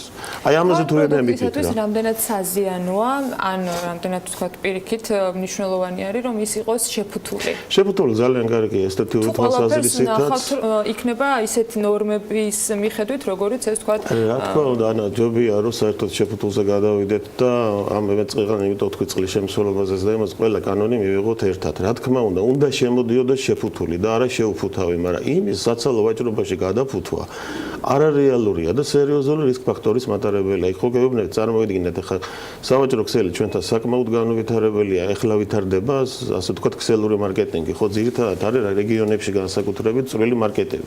წვრილმა მარკეტმა უნდა მიიღოს ყუთებით, შემდეგ მოახდინოს მისი დეფროსტაცია, შედარებით გალღობა და გადაფუთვა და ისევ გაყინვა. ხო, სხვანაირად ხო შეუძლებელია მათ შეუფუთავი საქონელი მიიღო. არა და შეუფუთავი საქონელი შემოსვლა გზავნილი არ არის. აწი თავიდანვე ჩავგვერდო კანონში, რომ ქვეყანაში შემოვიდეს მხოლოდ შეფუთული ეს ხომ არ არის ირიბი მცდელობა სწორედ იმის, რომ შეუფუთავ საქონელთან დაკავშირებით იყოს რეალურად უფრო ნაკლები მოთხოვნა, იქიდან გამომდინარე, თუნდაც იგივე პატარა მარკეტებისათვის ინად გაიზრდება ხარჯი შეუფუთავი საქონლის გადასაფუთად, რომ მათ უბრალოდ მომხმარებელს უფრო იაფად შეძლებენ. მოდი ახლა ესე წავიდეთ, რა თქმა უნდა, მაგრამ მოდი ეს წავიდეთ, მივყვეთ, რატო შემოდის შეუფუთავი საქონელი? ხო არც ერთ ქვეყანაში თითქმის ეს არ ხდება, ჩვენთან ხდება, რატო შემოდის? ჩვენი საზღვარი არის დაუცველი. როცა საზღვარზე საქონელი შემოდის, იმას არც ხარისხზე და ხარისხზე როგორ არა სალმონელაზე ბაქტერიული დაბუძა ამოწმებენ, მაგრამ აი წყლის შემცველობაზე იგივე კაცშვილი არ ამოწმებს. აქედან გამომდინარე შეუფუთავი საქონელი მოითხოვა თვითონ ბაზარმა. ამ შემთხვევაში მომხმარებელი ვიზუალურად ხედავს რა სახის პროდუქციას ყიდულობს. როცა არის ფრინველის ხორცი ინექტირებული და მაშინ 15-20% წყალია, მას რო კარგად შეფუთავ პარკში მომხმარებელი ვერ დაინახავს, მხოლოდ სახში რომ მიიტან, სახში გაარკვევთ ეს რა არის და როგორ არის. შეუფუთავის შემთხვევაში ამას ვიზუალურად ხედავთ და გაქვთ ალტერნატივა არჩიოთ და დაუშვათ შეიძლება ცოტა დაბალი ასე ვთქვათ ვიზუალური სახის პროდუქტი იყიდოთ, მაგრამ დარწმუნებული იყოთ რომ ფულს იხდით ხორცში. ამიტომ ჯერ უნდა მივიღოთ კანონი რა ხარისხის პროდუქცია, რა წყლის შემცველობის პროდუქცია შემოვიდეს და მერე უნდა ვისაუბროთ შეფუთვას. წყლის შემცველობის თემაზე რა ხდება, ბატონო ზურაბ? წყლის შემცველობის თემაზე ჩართული ვარ, ძალიან დიდი მადლობა სოფლის მეურნეობის სამინისტროს სრულ სახეს არ ვიტყვი როგორც არის და ბატონ გელახანიშვილს რომ ჩვენ ჩავქთო როგორც იმპორტიორები, ასევე ადგილობრივი წარმოება, ასევე ასოციაცია ამ პროცესში, იმიტომ რომ ფაქტურად ყველა რეგიონის ქვეყანა და არა მარტო რეგიონის ქვეყანა, მთელ სოფლიოში მოქმედებს რაღაც რეგულაციები. ჩვენთან ამ რეგულაციებს ცოტა მწრალი შეხედულება რადგან გონიათ რომ თუ სიტყვა რეგულაცია გაისმა აუცილებლად ევროპა დაგტუქსავსად ის დაგვიქნოს. რა ხდება და ხდება ის რომ მაქსიმალური წყლის რაოდენობა, ну ალბათ უნდა იყოს პროდუქტში 5% და არა მეტი, ეს ბუნებრივია. ასე ფიქრობს სამინისტრო? ასე ფიქრობს რუსეთი, ასე ფიქრობს ევროპა, ასე ფიქრობს გაგიქცინებას აზერბაიჯანი, სომხეთი, უკრაინა, ну ყველა ქვეყანა ასე ფიქრობს და ასეთი რეგულაციებია დადგენილი აქვს ყველას. ჩვენთან არანაირი ზღვარი არ არის, შეგვიძლია 50-50-ზე ქათამში შევიყვანოთ ასე მარინირებული წყალი, სულფატები და მოახდინოთ ჩვეულა ეს სხვათა შორის აი ძალიან ისეთ სასაცილოა, მაგრამ ეს როგორც ხელს უშლის ადგილობრივ წარმოებას, ისე კეთილ ინდისეერ იმპორტიორს, იმიტომ ის იმპორტიორი, რომელიც რეალურად ნატურალურ პროდუქტს შემოაქვს და ასეთი არ არის ცოტა ფაქტურად ფასში ვერ ეწევა იმას, ვინც წყალს ყიდის ხორცს. ბატონო, წყლის შემცველობასთან დაკავშირებით რა ეტაპზე ვართ კონსულტაციებში? წყლის შემცველობასთან დაკავშირებით წინა პარასკევს ჰქონდა შეხვედრა, სამუშაო ჯგუფები შეიქმნება და ალბათ როგორც იმპორტი, ასევე ადგილობრივი წარმოება სოფლის მეურნეობის სამინისტროსთან ერთად გაივლის ყველაფერს, რა დადგინდეს, როგორ დადგინდეს, ძალიან მარტივი დასადგენია, იმიტომ საქართველოში არსებული სიმძლავრეები, რაც არის სასაკლაოების, უბრალოდ დაკვირვების მეთოდით გამოვლინდება მათ ასე ვთქვათ პატიოსნად მუშაობის შემთხვევაში რა წყლის შემცველობის პროდუქციის სავარაუდოდ ეს 5% იქნება. სავარაუდოდ 5-5.5 მაქსიმუმ. ჰარმონია თუ იყო ბრძოლობისას, ანუ იმპორტიორებმა სხვებმა ხო არ გააპროტესტებს. ვინც რა თქმა უნდა, ვინც ახლა სერიოზულად ასე ვთქვათ წყალს ყიდის ხორცს ფასად, რა თქმა უნდა გააპროტესტეს, მაგრამ აქ არის ძალიან ესეთი მკაცრი და გადამწყვეტი ზომები მისაღები. უნდა აიგზალოს ერთხელ და სამუდამოდ და დამთავრდეს. ამას უნდა დაესვას წერტილი. ადმინისტრირების საკითხთან დაკავშირებით თუ არის უკვე მსჯელობა, როგორ მოხდება, თუნდაც საზღვარზე შემოწმება, როცა თქვა ამბობთ, რომ ტონობით შემოდის ერთი პარტია, აი აქ შემოწმების რა მექანიზმი არსებობს? ადმინისტრირების ახლა უშუალოდ ამ ეტიკეტირებასაც შეეხება, მაგრამ ადმინისტრირება ჩავთვალოთ, რომ თავიდანვე ვერ მოხდება რა, ანუ მარკირებას რო შევეხოთ ვირუსაკაც, ეგ ვერ მოხდება ვერანაირად. აი უბრალოდ შეიძლება ჯერ ვიღაცამ შეფუთა დაუშვათ იმას რა ფასი დაედება. ფაქტობრივად იმპორტი ამით იკეტება დანაწევრებული ფრინველის ხორცის კუთხით. არც ერთი ევროპული, არაევროპული ქვეყანა ორ ცალფთას არ შეფუთავს. რომ შეფუთოს, ხო სასაცილოა, როგორ ახლა დავნომროთ ეს ფრთები, მასკლები უბრუნდები ბატონ ზურაბ, შეუფუთავს, რომელიც როგორც თქვენ ბრძანეთ, ამისი ანალოგი არ არსებობს, გარდა საქართველოს და ალბათ კიდევ ჩვენი მსგავსი ქვეყნებისა. ეს ხო არ დაუპირისპირეთ ამ გადაწყვეტილებით, რომელიც 1 აგვისტოს სულ რაღაც 3 თვეში შევა უკვე ძალაში. ეს ხო არ იყო ჩადებული მთავრობის ამ გადაწყვეტილებაში, ანუ საუბარია გადაწყვეტილებაზე, რომელზეც თქვენ ამბობთ, რომ მოდი გადავავადოთ, ან შევცვალოთ ეს დადგენილება, რომელსაც გიორგი კვირიკაშვილი აწერს ხელს. კი ბატონო, იცით როგორ არის, აი ამის უბრალოდ ამოქმედება, ხო, აი რატო ვიღებთ ამ დადგენილებას, მან უნდა იმუშაოს. ან თქვენ ასრულების ვერ ასრულებენ, უბრალოდ ფიზიკა, ვინც ამას მეტყვის, რომ აი არ ვიცი, ელემენტარულად ის, რომ ვინც ამ კანონებზე მუშაობდა, ის რომ შესულიყო და სასაკლაო ენახა, როგორ ხდება ფრინველის დაკლა და დანაწევრება, ამ კანონს არ მიიღებდა. შეუფუთავი იმპორტირებული რომ ვეღარ შემოვა ეს დადგენილება ეგეთი კაც არ არსებობს. იმპორტზე არ არის შეზღუდები. საცალო ბოლო ასე ვთქვათ მიწოდება მიწოდებისას იქნება. იმპორტი არ არის ასე ვთქვათ შეზღუდული ამით. იმპორტი არანაირად არ ეზღუდება შეუფუთავის შემოტანი. თუ ფასი მაინც გაიზრდება, თუ ვამბობთ, რომ ჩვენ შეუფუთავი საქონელი იმიტომ იყიდება, რომ მას შედარებით დაბალი ფასი აქვს და მისი თვითღირებულება რეალურად იმდენად გაიზრდება, რომ შესაძლოა, არ ვიცი, რამდენი შეიძლება დაემატოს კონკრეტულად თეთრები თუ ლარების მიხედვით, მაგრამ თუ ის გაუტოლდება დაახლოებით ფასით ან მიუახლოვდება ისეთ ხორცს, რომელიც შეფუთული არის თავიდანვე და რეალურად სხვა კრიტერიუმებს ბევრს კიდევ აკმაყოფილებს, მაშინ ხომ არ გამოდის, რომ შესაძლოა მოთხოვნაც აღარ იყოს ბაზარზე, იმიტომ რომ ის გამოწყვიდულობდით რეალურად შეუფუთავ, თქვათ, საქონელს, დღეს მისი ფასიც მაღალი არის და აღარ არის ინტერესი. რა თქმა უნდა, ეს გაზდის თვითღირებულებას ყველანაირად, იმიტომ შეფუთვას როგორც მოშახელის, ასევე თვითონ შესაფერდო მასალების ხარჯი ექნება, ტექნოლოგია ექნება, იქ რისკებსაც გაზდის, რა თქმა უნდა, ეს თვითღირებულებას გაზდის და მიუახლოვებს შეფუთულთან. მაგრამ თუ გაითვალისწინებთ იმას, რომ დღესდღეობით სადღაც 60-65% მაინც მოხმარებული ფრინველის ხორცისა არის იმპორტირებული, კონკრეტულად მომხმარებელს ეძდება ფასი. ამ შემთხვევაში კი და არა იმპორტის შეზღუდვა. და არა იმპორტის შეზღუდვას, ანუ აქ მომხმარებელი უფრო მეტად ზარალდება, ვიდრე იმპორტიორი. იმიტომ იმპორტიორი იმ ღირებულებას იმ დანახად ისედაც ჩადებს იმ ფასში. თუ ეყიდებოდა რაღაც პროცენტული რაოდენობა, იმაზე შეიძლება ცოტა ნაკლები გაეყიდოს, მაგრამ იმპორტიორი ამ შემთხვევაში არაფერს არ კარგავს. ეს ცოტა სხვანაირად მოსაწესრიგებელი და გასაგებია. აი რა ფორმით ფიქრობთ, რომ ეს საკითხი შეიძლებოდა რომ უფრო უკეთესი შედეგისათვის ყოფილიყო, თქვათ, გადაწყვეტილი. აი ძალიან მარტივად, ხო, არ უნდა ვიფიქროთ ესთეტიურ ხარეზე და ბაქტერიულად, ასე ვთქვათ, დაცულობაზე, არ უნდა ვიფიქროთ მომხმარებელზე. თუ ჩვენ პირველ ხარეზე ვფიქრობ და ეს კანონი უფრო პირველ ხარეზე მუშაობს, თავიდან უნდა აკრძალულიყო საერთოდ ასე ვთქვათ, არა შეფუთული და არა მარკირებული საქონლის შემოტანა. რა საჭიროა სიტყვა ბოლო მომხმარებლამდე. ანუ ჩვენ ფაქტურად ვაძლევთ საშუალებას ქვეყანაში შემოვიდეს რაღაცა, რაც არ მოგწონს, აი ამ კანონიდან გამომდინარე, არ მოგწონს, მაგრამ ვაძლევთ საშუალებას შემოიტანოს და შემდგომ ვეძებთ გზებს, როგორ გადავფუთოთ ის და როგორ მივიტანოთ მომხმარებლად. ჩვენ გავაგრძელებთ ამ თემაზე საუბარს და ჩემი ბოლო კითხვა, ბატონ ზურაბ, წყლის შემცველობასთან დაკავშირებით გავიგე სამუშაო ჯგუფები და პროცესი და რუტინა, მათ შორის ბიუროკრატიული, როგორ ფიქრობთ, როდის იქნება გადაწყვეტილება თქვენი აზრით, რა შთაბეჭდილება დაგჭათ ბატონ ხანიშვილთან და სხვა კონსულტაციებისას? ნუ თუ გაითვალისწინებთ იმას, რომ ეს სამუშაო ჯგუფებს ალბათ შექმნას არაფერი არ უნდა ჯგუფებს ახლა მანდ რამდენიმე კაცია სულაც სახებელი საწარმოებზე ვისაც შემოაქვს, როგორი იქნება უბრალოდ დაკვეთა, ანუ მე ვფიქრობ, რომ ეს მაქსიმუმ 2-3 თვეში უნდა იქნას მიღებული, იმიტომ აქ არ არის ახალი რაღაცა ტექნოლოგიური რაღაცა გამოკვლევების ჩატარება, არის ელემენტარული, სადღაც 20 ქვეყნის გამოცდილების აღება შეიძლება და საშუალო პროცესზე ჩამოყალიბება და საქართველოს სპეციფიკის გათვალისწინება. კი, და აქ როგორიც არ უნდა იყოს ეს დროში გაჭიმული, აქ არაფერი გამოსაკლოვი არ ითქვა და გაკეთდა. მომხმარებელთან არ უნდა მიდიოდეს ჩვენ ახლა ოჯახი დაშპრიცული. ხო, არ უნდა მიდიოდეს, ასე წყალი არ უნდა იყიდებოდეს ხორცის ფასად, მიუხედავად იმისა, რომ იმაში საკმაოდ ძვირად ღირებული რაღაც სანელებლებია განელებული, თუ არა და უკიდურეს შემთხვევაში თუ ევროპა ამასაც წინააღმდეგი წავადათ ის დაგვიქნებს, დავაწეროთ, რომ ამაში წყლის შემცველობა არის 15-20%.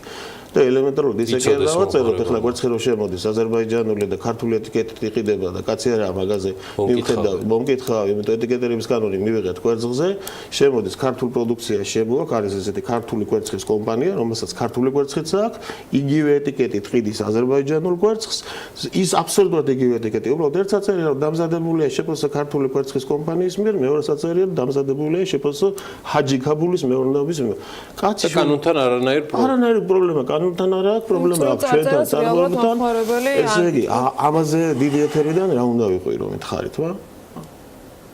ძალიან დიდი იმედი მაქვს, რომ გავალ უკვე დალუქული დამხდება ეს წამში. იმედი მაქვს და ჩვენ ამ თემაზე საუბარს, ისევე როგორც ბოლო დადგენილებაზე, რაც მიიღო მთავრობამ, მის მაქსიმალურ საინფორმაციო უზრუნველყოფას და საუბარს პროფესიონალებთან გავაგრძელებთ. დღევანდელი დილის ეთერისთვის მადლობა ბატონ ზურაბ უჩუმბეგაშვილს, საქართველოს მეფრინველეობის განვითარების ასოციაციის ხელმძღვანელს. გავაცილებთ სტუმარს და სულ მალე რამდენიმე წუთში რეკლამის შემდეგ ვიმეორებთ.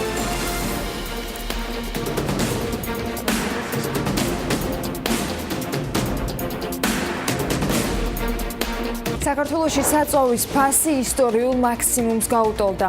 ფინანსთა სამინისტრომ სადაზღვო ინდუსტრიის თხოვნა ამ ეტაპზე არ გაიზიარა და სადაზღვო ორგანიზაციებისათვის მოგების გადასახადის ესტონური მოდელი 2023 წლიდან ამოქმედება. დედაქალაქში არსებული გრძელი სამარშრუტო ხაზები კი შესაძლოა გაუქმდეს და მგზავრთა გადაჯდომის ადგილები დაწესდეს. ბიზნესი ახლებით განვაგრძობ საქმიან დილას საქართველოში საწვავის ფასი ისტორიულ მაქსიმუმს გაუტოლდა, ანუ იმ აჩვენებელს, რაც 2012 წლის აპრილში ფიქსირდებოდა. ნავთობპროდუქტების იმპორტიორთა კავშირის ხელმძღვანელის ვანო მრალაშვილის ინფორმაციით, ცალკეული პროდუქტების სახეობების მიხედვით დღეს სუპერის ტიპის საწვავი და ევროდიზელი რეკორდულად ძვირია. მისი განმარტებით ფასის მატება ძირითადად დაკავშირებულია საერთაშორისო ბაზრებზე ნავთობის ფასის ზრდასთან, საწვავის გაიაფების მოლოდინი კი ამ ეტაპზე არ არსებობს. საერთო ჯამში ბოლო 1 თვის განმავლობაში საქართველოს საცალო ქსელში საწვავი ყველა სახის პროდუქციაზე რამდენჯერმე გაძვირდა, საშუალოდ 5-დან 11 თეთრამდე. ფინანსთა სამინისტრომ სადაზღვაო ინდუსტრიის თხოვნა ამ ეტაპზე არ გაიზიარა და სადაზღვაო ორგანიზაციებისათვის მოგების გადასახადის ესტონური მოდელი არა 2019 წლის იანვრიდან, არამედ 2023 წლიდან ამოქმედდება. საგადასახადო კოდექსში ცვლილებები მესამე მოსმენით პარლამენტის საფინანსო საბიუჯეტო კომიტეტმა განიხილა. BMG-ის ფინანსთა მინისტრის მოადგილე ლაშა ხუციშვილმა უთხრა, რომ საფინანსო სექტორისათვის მოგების გადასახადის ესტონური მოდელი 2023 წლიდან ამოქმედდება და მასში სადაზღვაო ინდუსტრია შედის, მაგრამ ხუციშვილი ამბობს, რომ სადაზღვაო ორგანიზაციებთან კონსულტაციები კიდევ გაგრძელდება და საბოლოო გადაწყვეტილებას 2019 წლის იანვრამდე მიიღებენ. დღეს მოქმედი ნორმებით ცვლილებებამდე აღნიშნული სექტორისთვის, მათ შორის საფინანსო სექტორისთვის და მათ შორის სადაზღვაო სექტორისთვის, რომელიც საფინანსო სექტორში არის შედის, მოგების გადასახადის ახალ მოდელზე გადასვლა გადავადებული იყო 2019 წლის 1 იანვრამდე. ფინანსთა სამინისტრო აგრძელებს სამმართველობით მუშაობას წლის ბოლომდე სექტორთან ერთად და საბოლოო გადაწყვეტილება იქნება მიღებული 2019 წლის 1 იანვრამდე. სადაზღვაო ინდუსტრიამ არ იცის ჯერჯერობით პასუხი რა გადაწყვეტილებას მიიღებს? საბოლოო გადაწყვეტილება იქნება მიღებული წლის ბოლომდე და შესაბამისად აღნიშნული გადაწყვეტილება ბუნებრივია მათთვის იქნება ცნობილი, იქიდან გამომდინარე, რომ მათთან ერთად მიმდინარეობს მუშაობა. რატომ ვერ შედგა თანაინვესტირების ფონდსა და ცეზარ ჩოჩელს შორის მოლაპარაკება? ამასთან დაკავშირებით კომენტარი ბიზნესმენმა გააკეთა და აღნიშნა, რომ ცეზარ ჩოჩელი 4 ახალი საწარმოს აშენებას გეგმავდა თანაინვესტირების ფონდთან ერთად, მას ინდუსტრიულ ფორუმზეც ჰქონდა გაკეთება განცხადებული. ჩვენ ვთქვით, რომ ჩვენ ვითანამშრომლებთ ყველა ფონდთან, როგორც ქვეყნის შიგნით, ისე ქვეყნის გარეთ, მათ შორის თანაინვესტირების ფონდთანაც თუ ეკნებოდათ მათ სურვილი, რომ განახორციელებინა პროექტები ერთობლივად. ჩვენ რამოდენიმე წლის წინ გქონდა ერთხელ შეხვედრა, მაგრამ რატომღაც ჩვენი აზრები ვერ დაემთხვა ერთმანეთს და ამიტომ მაშინ არ შექმნა, მაგრამ ამ ეტაპზე მუშაობთ უცხოური საინვესტიციო კომპანიებთან. პირველი სავაჭრო დერეფანი, რომელიც აფხაზეთის მიმართულებას ფარავს ადლერის სიახლოვეს იწყება და ზუგდიდში მთავრდება. მეორე სავაჭრო დერეფანი ჩრდილოეთ ოსეთის სოფელ ნართან იწყება და გორთან მთავრდება. მესამე კი ლარსის სასაზღვრო გამშვე პუნქტზე მდებარეობს. სწორედ ამ ტერიტორიაზე გამავალი ტვირთი უნდა აღრიცხონ შვეიცარიელმა მონიტორებმა. ამ შეთანხმების ასამოქმედებლად კომპანია SGS-თან ქართულმა მხარემ ხელი გასული წლის დეკემბერში მოაწერა შეთანხმებას. დარჩენილ პროცედურებთან დაკავშირებით კი რუსეთთან ურთიერთობის საკითხებში საქართველოს პრემიერის სპეციალური წარმომადგენელი რუსეთის საგარეო საქმეთა მინისტრის მოადგილესთან საუბარს უკვე პრაღაში 24 მაისს გეგმავს.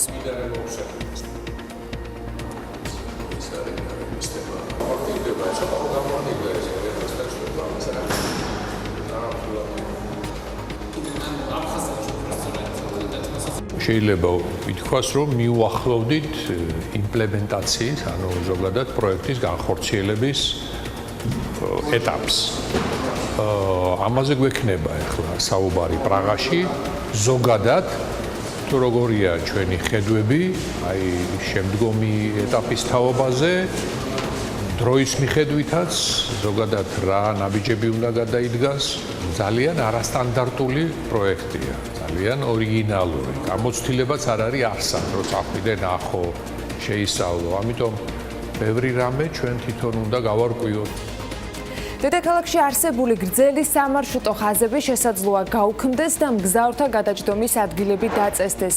საუბარი ამის შესახებ თბილისის საკრებულოს სატრანსპორტო კომისიის სხდომაზე იყო, სადაც ავტობუსების და მიკროავტობუსების ხაზების რესტრუქტურიზაციის პროექტზე იმსჯელეს. პროექტს კომპანია სისტრა განახორციელებს, ქართული საკონსულტაციო კომპანია სპექტრუმ კონსალტინგის წარმომადგენლებმა ასევე აღნიშნეს, რომ შესაძლოა განხორციელდეს რუსთავიდან, გარდაბნიდან და მცხეთიდან თბილისში მოძრავი უამრავი სამარშრუტო მიკროავტობუსებისათვის გაჩერებების, გარკვეული ადგილების დაწესება, რომლის იქითაც მათ თბილისში მგზავრების შემოყვანა აღარ შეეძლებათ. საუბარია იმაზე, თუ სად უნდა მოხდეს გადაჯდომა გაჩერების ადგილის დაწესება თბილისში შემოსული მიკროავტობუსებისათვის, რომ რუსთავიდან თბილისამდე მგზავრი ჩამოვიდეს კომფორტულად, ამაზე აღარავინ დაუბრს. საუბარია იმაზე, რამდენად სიღრმეში უნდა შემოდიოდეს მაგალითად თბილისში რუსთავიდან მომავალი სამარშრუტო მიკროავტობუსი, რადგან ჩვენ ამას აუცილებლად დავადგენთ. გადაჯდომა შეეხება არა მარტო რუსთავიდან, მცხეთიდან ან გარდაბრინდან შეომავალ სამარშრუტო მიკროავტობუსებს, არამედ დედაქალაქში არსებულ გრძელ მარშრუტებსაც. მოხდება დადგენა ადგილების, საიდანაც მგზავრის ძალიან კომფორტულად გადაჯდომა საზოგადოებრივი ტრანსპორტისა და სხვა საშუალებებით იგეგმება, ამბობს ასმათ აბესაძე. დაბა ბაკურიანში მრავალსართულიანი ავტოსადგომის მოსაწყობად გამოცხადებულ ტენდერში კი 3 კომპანია მონაწილეობს. სახელმწიფო შესყიდვების სააგენტოს მიერ გამოქვეყნებული ინფორმაციის მიხედვით, ამჟამად კომპანიების შერჩევა შეფასების პროცედურა მიმდინარეობს. რაც შეეხება კომპანიებს, ესენია შეპს ჯავა, რომელსაც შეთავაზებაში 25,446,478 ლარი აქვს, შეპს კომპანია Black-Sea Group 18,291,405 ლარიანი შეთავაზება და Build Industry, რომელსაც შეთავაზებაში თანხა მითითებული აქვს 12,147,959 ლარი. მუნიციპალური განვითარების ფონდმა პარკინგის დიზაინსა და მშენებლობაზე 14,9 მილიონი ლარის ღირებულების ტენდერი 23 მარტს გამოაცხადა. ამ ტენდერში წინადადებების მიღება 19 აპრილს დაიწყო. ფინანსური სახსრები ევროპის საინვესტიციო ბანკიდან მოზიდული კრედიტის ნაწილია.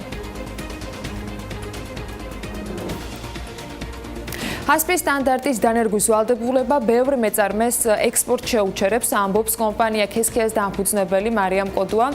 ის აღნიშნავს, რომ ძალიან ბევრი მეწარმე, ვინც თხილის ექსპორტს ახორციელებდა, იძულებული გახდება, რომ ადგილზე გაყიდოს პროდუქცია. გარკვეული ნაწილი შეეცდება სისტემის დანერგვას, თუმცა ეს დიდ ფინანსურ ხარჯებთან არის დაკავშირებული და ყველა ვერ მოახერხებს. ჩვენ შემთხვევაში ჯერ არ ვიცი ზუსტად როგორ მოხდება, რადგან ახალი საწარმო გვაქვს გასაკეთებელი, რადგან არსებულის გადაკეთება საკმაოდ რთულია. ჰასპის პრინციპი, რომ დავნერგოთ ინფრასტრუქტურის ნაწილში დიდი ხარჯის გაწევა მოგვიწევს და სავარაუდოდ სექტემბრისათვის ამას ვერ მოვასწრებთ, ამბობს მარიამ კოდუა.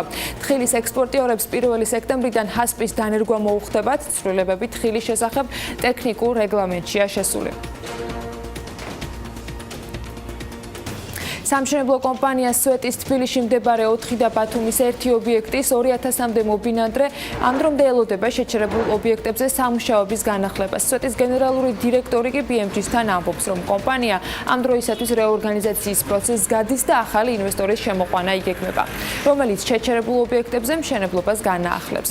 რეორგანიზაციის დასრულებამდე კი ჯანელიძე ინვესტორის ვინაობას არ ამხელს, თუმცა აღნიშნავს, რომ მოლაპარაკებები საერთაშორისო ბაზარზე არსებულ კომპანიასთან მიმდინარეობს.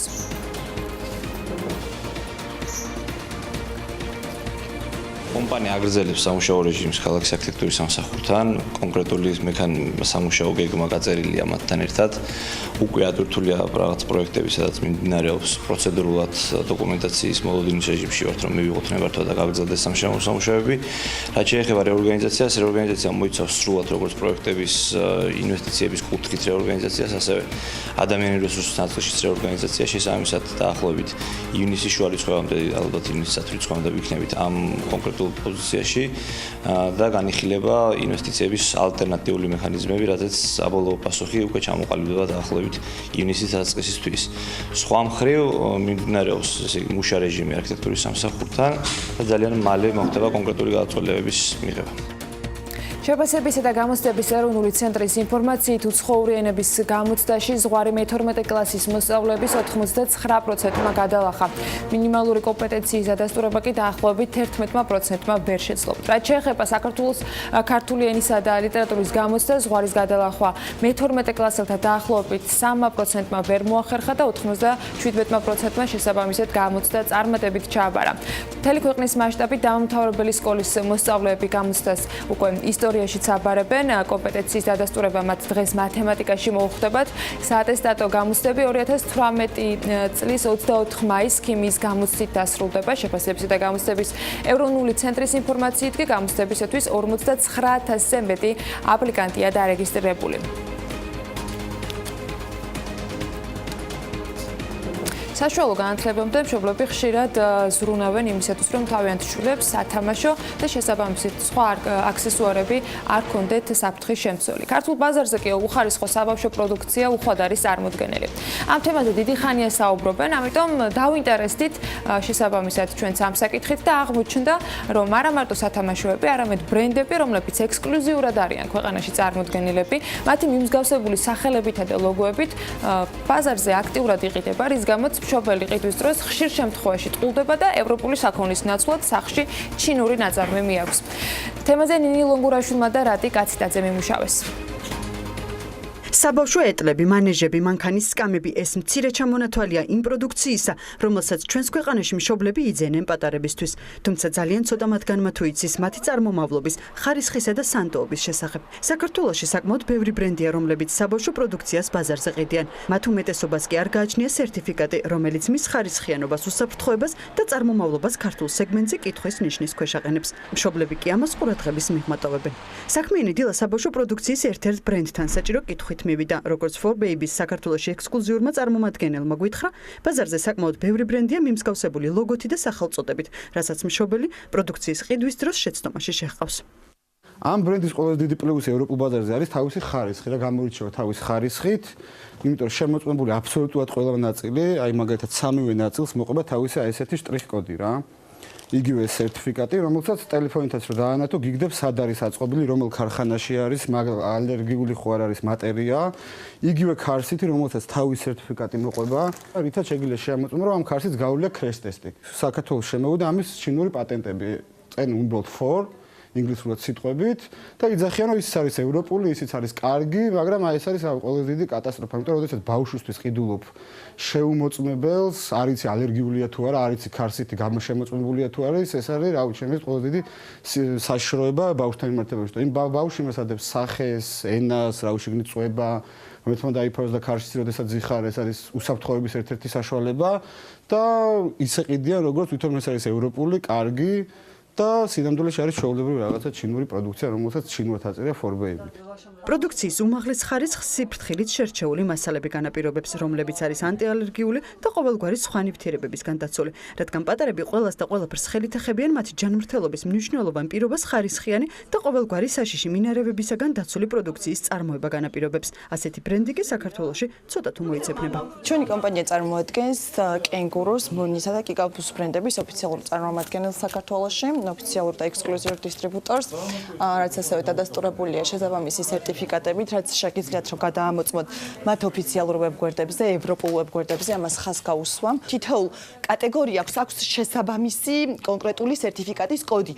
როგორიც არის მაგალითად ქარსითებში ECE R44/04, ეს უნდა მიექცეს ყურადღება გადაწყვეტილების მიღებისას აუცილებლად, რომ ეს კოდი კონდეს ნებისმიერ პროდუქციას, კონკრეტულად ეს არის ქარსითების კოდი და პროდუქციის შეძენისას მომხმარებელმა აქცენტი უნდა გააკეთოს, აქვს თუ არა მისთვის ასურველ პროდუქციას ეს ევროსტანდარტის შესაბამისობის კოდი, ასევე ეტლების შემთხვევაში ეს არის EN1888 კოდი, რომელიც რა თქმა უნდა ჩვენს მიერ იმპორტირებულ ყველა პროდუქტს აქვს, ასევე ყველა პროდუქტს უნდა მოყვებოდეს შესაბამისი პასპორტი, სადაც რამდენიმე ენაზე უნდა იყოს აღწერილობა. ჩვენი მთავარი კითხვა თუ რა საფრთხეს შემცველ პროდუქციასთან გვაქვს საქმე გადამღებმა ჯგუფმა ალერგოლოგ ქეთევან მაჭავარიანისგან მივიღეთ პასუხი.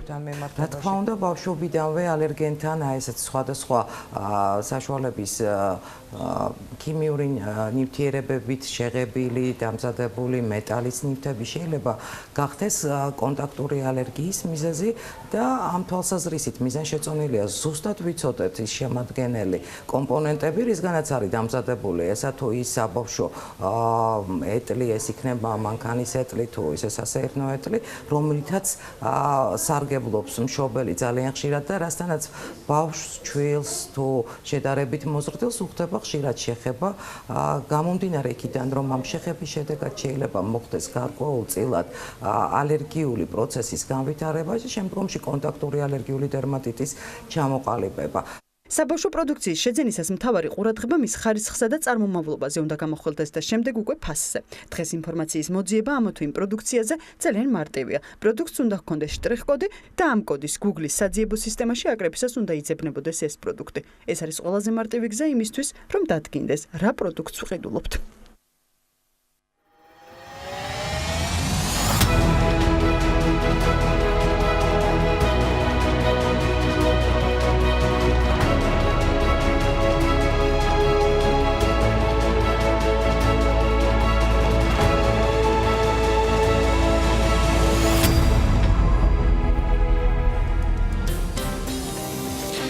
ინგლისის საფეხბურთო კლუბის ჩელსის მფლობელი რომან აბრამოვიჩი ინგლისის თასის გათამაშების საფინალო მატჩზე ვერ ჩავიდა. მის მიზეზი ნამდვილად არ არის მისი მეორე ნახევარი. აბრამოვიჩი თავისი კლუბის გამარჯვებას მანჩესტერ იუნაიტედზე ვერ დაესწრო, რადგან დიდი ბრიტანეთის ვიზა დროულად არ განუახლეს. Forbes-ის მილიარდერთა სიაში 140 ადგილზეა. და ჩელსის 2003 წლიდან ფლობს. ისე ზოგადად ინტერესისთვის თუ გაინტერესებდა ვინმე თუ გამოტოვეთ აღნიშნული მატჩი ინგლისის თასის ფინალში აბრამოვიჩის კლუბმა მანჩესტერ იუნაიტედი მინიმალური ანგარიშით, მაგრამ მაინც დაამარცხა 1-0. ფეხბურთზე ნაკლებად, მაგრამ აი მსოფლიოზე თან როგორც ასეთზე საუბარს უფრო დიდი დოზით და ძალიან საინტერესო ნარატივით ალექსი პეტრიაშვილთან ერთად გავაგრძელებთ სწორედ BMG-ს თანაწამყვანი არის ჩვენთან ერთად. ბუკა დილამშვიდობის. მოგესალმებით, მოგესალმებით ტელემაყურებელს. ეს ყველაზე ნაკლები ცუდი ამბავი არის მათ თავს. გამოქვეყნდა ძალიან მნიშვნელოვანი ანგარიში დიდი ბრიტანეთის პარლამენტის საგარეო ურთიერთობათა კომიტეტის მიერ მომზადებული ამ სათაურით, საკმაოდ ესეთი ხმამაღალი მკუხარი სათაურით მოსკოვის ოქრო რუსული კორუფცია დიდ ბრიტანეთში. ეს თავიდან ბოლომდე ეხება რუსულ ფულს, რუსულ აქტივობას დიდ ბრიტანეთში. ობიექტურად უნდა აღინიშნოს, რომ არ არის დღეს დიდი ბრიტანეთისთვის, მაშინ, როდესაც იმყოფება დიდ ევროკავშირთან მოლაპარაკებებში გასვლის თაობაზე, ასეთი მკაცრი მტკიცე ნაბიჯების გადადგმა, უბრალოდ 14 მარტის მერე სკრიპალების ზე და არა მხოლოდ სკრიპალებზე განხორციელებული თავდასხმის მერე, სადაც პირდაპირ არის დადანაშაულებული რუსეთის ხელისუფლება, უმაღლესი ხელისუფლება, დიდ ბრიტანეთში ყველა ჩამოყალიბდა იმასთან დაკავშირებით, რომ business as usual, ანუ ჩვეულებრივი ურთიერთობების გაგრძელება მოხდა და საქმეს ცოტა ხანში ჩვეულებრივად ვაგრძელებთ, ვეღარ მოხდება. ამიტომაც ეს შესწავლა, რა თქმა უნდა, განხორციელდა და არა ამ ბოლო 2 თვის განმავლობაში, მაგრამ ამ კვლევის შედეგად ძალიან მნიშვნელოვანი დასკვნებიც დაიდო და ძალიან მნიშვნელოვანი რეკომენდაციებიც დიდი ბრიტანეთის მთავრობის მიმართ. დიდი ბრიტანეთის მთავრობა მიუხედავად იმისა, რომ ასეთ ტიპის კონკრეტული ნაბიჯების გადადგმა დაიწყო, ისევე როგორც დიდი შვიდეულის წევრი სხვა ქვეყნების მხრიდან განხორციელებული სანქციების თვალსაზრისით, არის ასე ვთქვათ, ორ ცეცხლს შუა, იმიტომ რომ რუსულ ფულს სუნი არ უდიოდა ამ დრომდე, თუმცა რთულად შელევადია 20 წლის განმავლობაში, ანუ პუტინის მმართველობის პრაქტიკულად მმართველობის პერიოდში 100 მილიარდი დოლარის ასე ვთქვათ ინვესტიცია, თანხა შევიდა დიდ ბრიტანეთში. ეს ძალიან სერიოზული თანხა, მარტო 4 მილიარდი არის კერძო საკუთრებაში დაბანდებული ყირიმთან დაკავშირებული სანქციების შემოღების შემდეგ, სანამ სანქციების შემოღება მოხდებოდა 270,000 კერძო საკუთრება შეიძინეს დღეების და ღამეების განმავლობაში.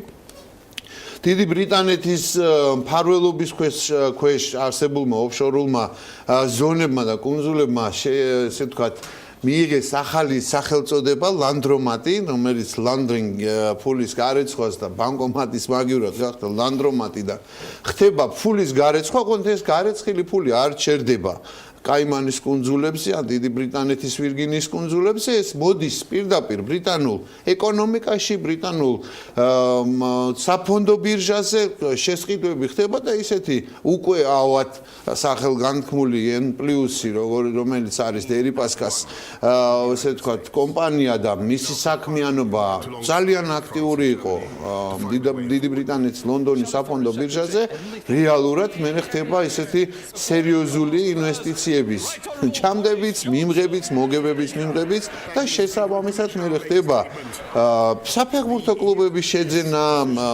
ოქსფორდის სამთავრობო სკოლის დონაცია რუსი ოლიგარხების მხრიდან ყველაზე დიდი იახტების, მედია საშუალებების, წილების შეძენის და ასე შემდეგ. ამიტომ დიდმა ბრიტანეთმა გადაწყვეტილება მიიღო, რომ ამას წერტილი უნდა დაესვას. ეს ვერ მოხდება ერთი დღე-ღამის განმავლობაში. ბორის ჯონსონმა გააკეთა გუშინ ძალიან მნიშვნელოვანი განცხადება, რასაც მოყვა მძაფრი რეაგირება რუსეთის დიპლომატების მხრიდან, რომ ეს არის ესეთი აცთმოძულე, რუსთმოძულე შემოტევა, მორიგი ტალღა შემოტევა, აგონიური შემოტევა, მაგრამ ეს არის ძალიან მტკიცე ნაბიჯი, ძალიან მნიშვნელოვანი ორი სიახლით. დიდი ბრიტანეთი ეხლა უკვე მხარს უჭერს ამერიკის შეერთებულ შტატებს Nord Stream 2-ის კრიტიკაში, რომ ეს წარმოადგენს საფრთხეს ნატოს წევრი ქვეყნების, ევროკავშირის წევრი ქვეყნების დემოკრატიული სახელმწიფოებისთვის, ამერიკის შეერთებული შტატები განიხილავს სანქციების შემოღებას მათ წინააღმდეგ, განიხილავს ოღონდ ჯერ ვინც შეიძლება იყოს ჩართული Nord Stream-ის მშენებლობაში, იმიტომ რომ ეს არის ყველაფერი შემდგომში აკუმულირდება რუსეთის ხელისუფლებაში. ეს არ არის ბონდიანადან ნაწილი, რეალობა არის, რომ იმ მილსადენის გასწვრივ დამონტაჟებული იყოს მოსასმენი საშუალებები, რომელიც ბალტიის ქვეყნების მიმართ განხორციელებული იქნება ამ ქვეყნების ძინგ გამომთხრელ საქმიანობაში. ესეთივე მარტივია ზუსტად მეტი არც არაფერი აქედან რო დავიწყოთ და შემდგომში უკვე კიდევ სხვა მნიშვნელოვანი დატვირთვებით. ამიტომ მოხდება იმ კონკრეტული კომპანიების და ადამიანების გაშიფრვა, თუ შეიძლება ამ სიტყვის თქმა, რომელიც ცდილობს რომ ოფშორულ ზონებში განათავსოს და იქიდან მერე ოპერირება განახორციელოს დიდი ბრიტანეთის ოფშორულ ზონებში, ვეღარ დაიმალება ეს ფული, ვეღარ დაიმალებიან ეს ადამიანები და ისე კომფორტულად ვერ იგრძნობენ. მივიდა დასკვნამდე საერთაშორისო თანამეგობრობა, რომ რა აწუხებს ყველაზე მეტად, რითი შეიძლება ყველაზე მეტად ზიანის მიყენება, შეჩერება, გონს მოყვანას არა ვარ დარწმუნებული, მაგრამ მაინც მათი მხრიდან ცდელობა. ეს არის მისი უშუალო გარემოცვის მიერ მოპოვებული და შემდგომში გარეთ დაბანდებული კაპიტალისადმი უნდობლობა, საფრთხის განცდა მათთვის. ძალიან მარტივი შეკითხვა, სად სწავლობენ ამ ოლიგარხების შვილები დიდ ბრიტანეთში, ამერიკის შეერთებულ შტატებში, სად ყიდულობენ ისინი კერძო საკუთრებას, სად აწყობენ, ესე ვთქვათ, გამოფენებს და ასე შემდეგ, სად ახდენენ. სად რეალიზდებიან ჩვეულებრივი მაფია, ეს BBC-ის სერიალია, სადაც ჩვენი ძალიან ძვირფასი თანამემამულე მერაბ ნინიძეს თამაშობს, ძალიან კარგად არის სხვათა შორის რეალობა აღწერილი. მე დარწმუნებული ვარ, რომ დროთა განმავლობაში ერთიანად თუ არ აღმოიფხრება საბოლოო ჯამში ამას ძალიან სერიოზული ზიანი მიადგება, საფიქრალი გაუჩნდებათ ამ ადამიანებს ნოვოსიბირსკში იცხოვრონ თუ სადმე სხვაგან, იმიტომ რომ დიდი ბრიტანეთი დემოკრატიული სამყარო მათთვის უნდა გახდეს ნელ-ნელა მიუღებელი უცხო გარემო, სადაც მათ შეექმნება ცირთულეები, რომ მერე თავის ბატონთან ან ჩივილით, ან მუხარით, ან წუწუნით მიტრიალდნენ, რომ რაღაცა თუ არ შეიცვალა, ესე ჩვენს კეთილდღეობას სერიოზული საფრთხე შეექმნება. ამ ნაბიჯებს დიდი ბრიტანეთი გავს, გუშინვე იყო ძალიან მნიშვნელოვანი ინფორმაცია, სხვათა შორის ცოტა დაგვიანებით 8 წლიანი მცდელობის და ბრძოლის შემდეგ მაგნიცკის სიამ მიიღო მწვანე შუქი დიდი ბრიტანეთის პარლამენტში, ახლა საბოლოო არის უკვე ფორმალობა მართლაც ქორწილის მერე დიდი ბრიტანეთის სამეფო ლოცვა კურთხევას მიიღებს ეს მაგნიცკის სიაც და ეს ოლიგარხების პარპაშიც შეიძლება ესე ვთქვათ შეიზღუდება დიდი ბრიტანეთის ტერიტორიაზე. ასე რომ ამ მხრივ ძალიან სერიოზული მუშაობა მიდის და ძალიან სერიოზული ნაბიჯები გადაიდგმება ყველას მხრიდან. გადასადგმელი იქნება საქართველოს მხრიდანაც თუ ამის საჭიროება იქნება შესაბამისად. დღევანდელი ეთერის მომზადებისას მაიკ პომპეოს თემა და ირანი ალბათ გადამწყვეტი იყო და უალტერნატივო ერთ-ერთი. თუ არ ჩავთვლით დიდ ბრიტანეთში რუსულ კაპიტალთან დაკავშირებულ დევნას, მცდელობას დევნისას, ესე ვიტყვი, იმიტომ რომ მინდა ჯერ მართლა რეალური შედეგი დავინახოთ იქ რა და როგორ იქნება. თუმცა პომპეოს აქტივობა ირანში არ დარჩა მხოლოდ ჩვენი მეზობელი ირანის ამარა, უმნიშვნელოვანესია და ჩვენ გვერდს ვერაულით ქართულ კვალს, ქართულ კონტაქტს ამერიკისა და შეერთებული შტატებისა, გიორგი კვირიკაშვილის ვიზიტი შეერთებულ შტატებში და ქარტიის პარკლებში მათი უშუალო კომუნიკაცია და გზავნილები. რას გაკეთდა? ჯერ ერთი ძალიან სასიხარულოა, ძალიან მნიშვნელოვანია ჩვენი ქვეყნისთვის, რომ ამერიკის შეერთებული შტატების ახალი სახელმწიფო დივნის დანიშვნიდან სულ მოკლე ხანში ძალიან მაღალ დონეზე განხორციელდა ეს სამთავრობო დელეგაციის პრაქტიკულად ნახევარი მთავრობა რეალურად იქ არის. გარდა უშუალოდ კვირიკაშვილის და სახელმწიფო მდივან პომპეოს შეხვედრისა ძალიან მნიშვნელოვანია რომ სავაჭრო ვაჭრობის მდივანთან ვილბერნ როსთან მოხდა შეხვედრა პირველი ვიცე-პრემიერის დიმიტრი კუმციშვილის ამ დონეზე შეხვედრა პირველად ხდება თავდაცვის მინისტრი არის აქვე არ შემიძლია არ აღვნიშნო რომ გასულ კვირის ბოლოს უმნიშვნელოვანესი ჩვენი ქვეყნისთვის უმნიშვნელოვანესი პროგრამა დაიწყო ეს არის GDRP საქართველოს თავდაცვის რეფორმირების პროგრამა 9 ბატალიონი იქნება მომზადებული ამაზე იყო აქ საუბარი 26 მაისი მოდის და ძალიან მნიშვნელოვანია რომ ყველამ კარგად იცოდეს და ყველა ჩვენი მეგობარიც ამას ამბობს კიდევ ემანთ თავში ვიღაცას აზრად თუ მოუვა საქართველოზე ხელის აღება ეს ძალიან ძვირი დაუჯდება აი ამ ბიჭების წყალობით ამ ბიჭების მეშვეობით რომლებმაც გარეთ დაამტკიცეს და შიგნითაც რა თქმა უნდა თავის გმირობით არაერთხელ მაგრამ ეხლა იქნება ეს მასშტაბური იქნება 9 ბატალიონი და არა მხოლოდ აი ბიჭებით აღჭურვილი არამედ კარგი ტექნიკითაც აღჭურვილი კარგად მომზადებული და ნამდვილად ღმერთმა ხელი მოუმართოთ მათ ამ საშურ საქმეში. მაგრამ რო დაუბრუნდეთ ამ ვიზიტს, პარალელურად მიდიოდა ძალიან მნიშვნელოვანი გზავნილები საქართველოსთვის, რომ მოუთმენლად ელის სახელმწიფო მდივანი და ამერიკის შეერთებული შტატების ადმინისტრაცია საქართველოს ნატოს წევრი ქვეყნების რიგებში ხილვას, ეს ძალიან მნიშვნელოვანია და მე იმედი მაქვს, რომ ჩვენი დიპლომატია მაქსიმალურად გააძლიერებს ძალისხმევას, რომ ეს გადაითარგმნოს რეალურ კონკრეტულ ქმედებაში. დღეს ძალიან რთულია ამის თქმა ამერიკის შეერთებულ შტატებსა და ევროპელ პარტნიორებს შორის არსებული ურთიერთობებიდან გამომდინარე, რომ ამერიკის შეერთებულ შტატებს დღეს შეუძლია ესე ერთ მნიშვნელოვნად დროშის ხელში აღება და საქართველოს ნატოში შეყვანის საკითხის გადაწყვეტა, მაგრამ ძალიან მნიშვნელოვანია, რომ ეს საკითხი დღის წესრიგის უმაღლეს ესე ვთქვათ პრიორიტეტებში დგას. ამის პარალელურად გაკეთდა მოხსენება სახელმწიფო მდივანმა Heritage Foundation-ში გააკეთა ვრცელი მნიშვნელოვანი ღონიერად დაპიარებული ღონისძიება, რომელიც ეძღვნებოდა კონკრეტულად ირანის მიმართ გზავნილებს. მოდით პირდაპირ თქვათ, რომ ეს ღიად არ უთქვა სახელმწიფო მდივანს, მაგრამ საყოველთაო შეფასებით მომავალ წელს უწევს 40 წელი ირანის რევოლუციიდან და ექსპერტების საყოველთაო შეფასებით ეს არის განაცხადი და მიმართვა ირანელი ხალხის მიმართ რეჟიმის ცვლილებასთან დაკავშირებით.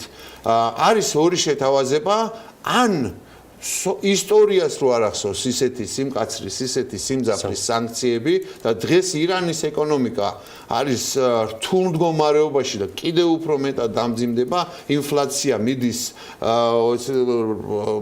ელონ მასკის რაკეტის სიჩქარით 42000 რეალი არის და კიდევ უფრო მეტად გაიზრდება, ძალიან ბევრი ადგილობრივი ბიზნესები იხურება და თუ კი ნავთობის გატანა მნიშვნელოვნად და ეს ასეც იქნება მნიშვნელოვნად შევცირდება, ირანის ეკონომიკა კიდევ უფრო მეტად დამძიმდება. არის შეთავაზება, რომ შეგვიძლია ვითანამშრომლოთ, ოღონდ წერტილი უნდა დაესვას ჰეზბოლას მხარდაჭერას სირიაში სამხედრო ჩარევას და საერთოდ რეგიონში არევ-დარევას. ეს არის ამერიკის შეერთებული შტატების პოზიცია, ძალიან მკაფიო და მკვეთრად გააკეთეს განცხადება. ეს რეალურადაც აისახება ამერიკის შეერთებული შტატების და ევროპელების ურთიერთობაზე. ევროპელები მათთან სამწუხაროდ არიან ორ ცეცხლშუა, ჭეშმარიტების მომენტი დგება, უნდა აღინიშნოს, რომ აღარ არის აქაც business as usual, ჩვეულებრივად წნარად შვიდად სამიტებით შეიძლება დეკლარაციებით, გაფრთხილებებით რაღაცეების მოგვარება, მოწესრიგება. პრობლემა ექმნება მსხვილ ევროპულ კომპანიებს. მე არ ვარ დარწმუნებული გულწრფელად რო გითხრათ, რომ ევროპა ფინანსურად მზად არის ევროკავშირის ბიუჯეტით კომპენსაცია მოახდინოს ამ კომპანიების დანაკარგების. ბიზნესმენები ყველაზე კარგად გზნობენ და აღიქვავენ მსოფლიოს როგორც ასეც და ისინი ხვდებიან, რომ ამერიკის შეერთებულ შტატებთან საქმის გაფუჭებას ჯობია ის ზარალი დათვალონ, რაც ირანთან ურთიერთობის გაწყვეტიდან მოუწევთ და ირანს ასევე დაჭირდება კალკულაციის გაკეთება ამასთან დაკავშირებით შედეგების. დილის ანონსს და მიმოხილვას, როდესაც უსმენდი, ნავთობის ფასებზე იყო საუბარი.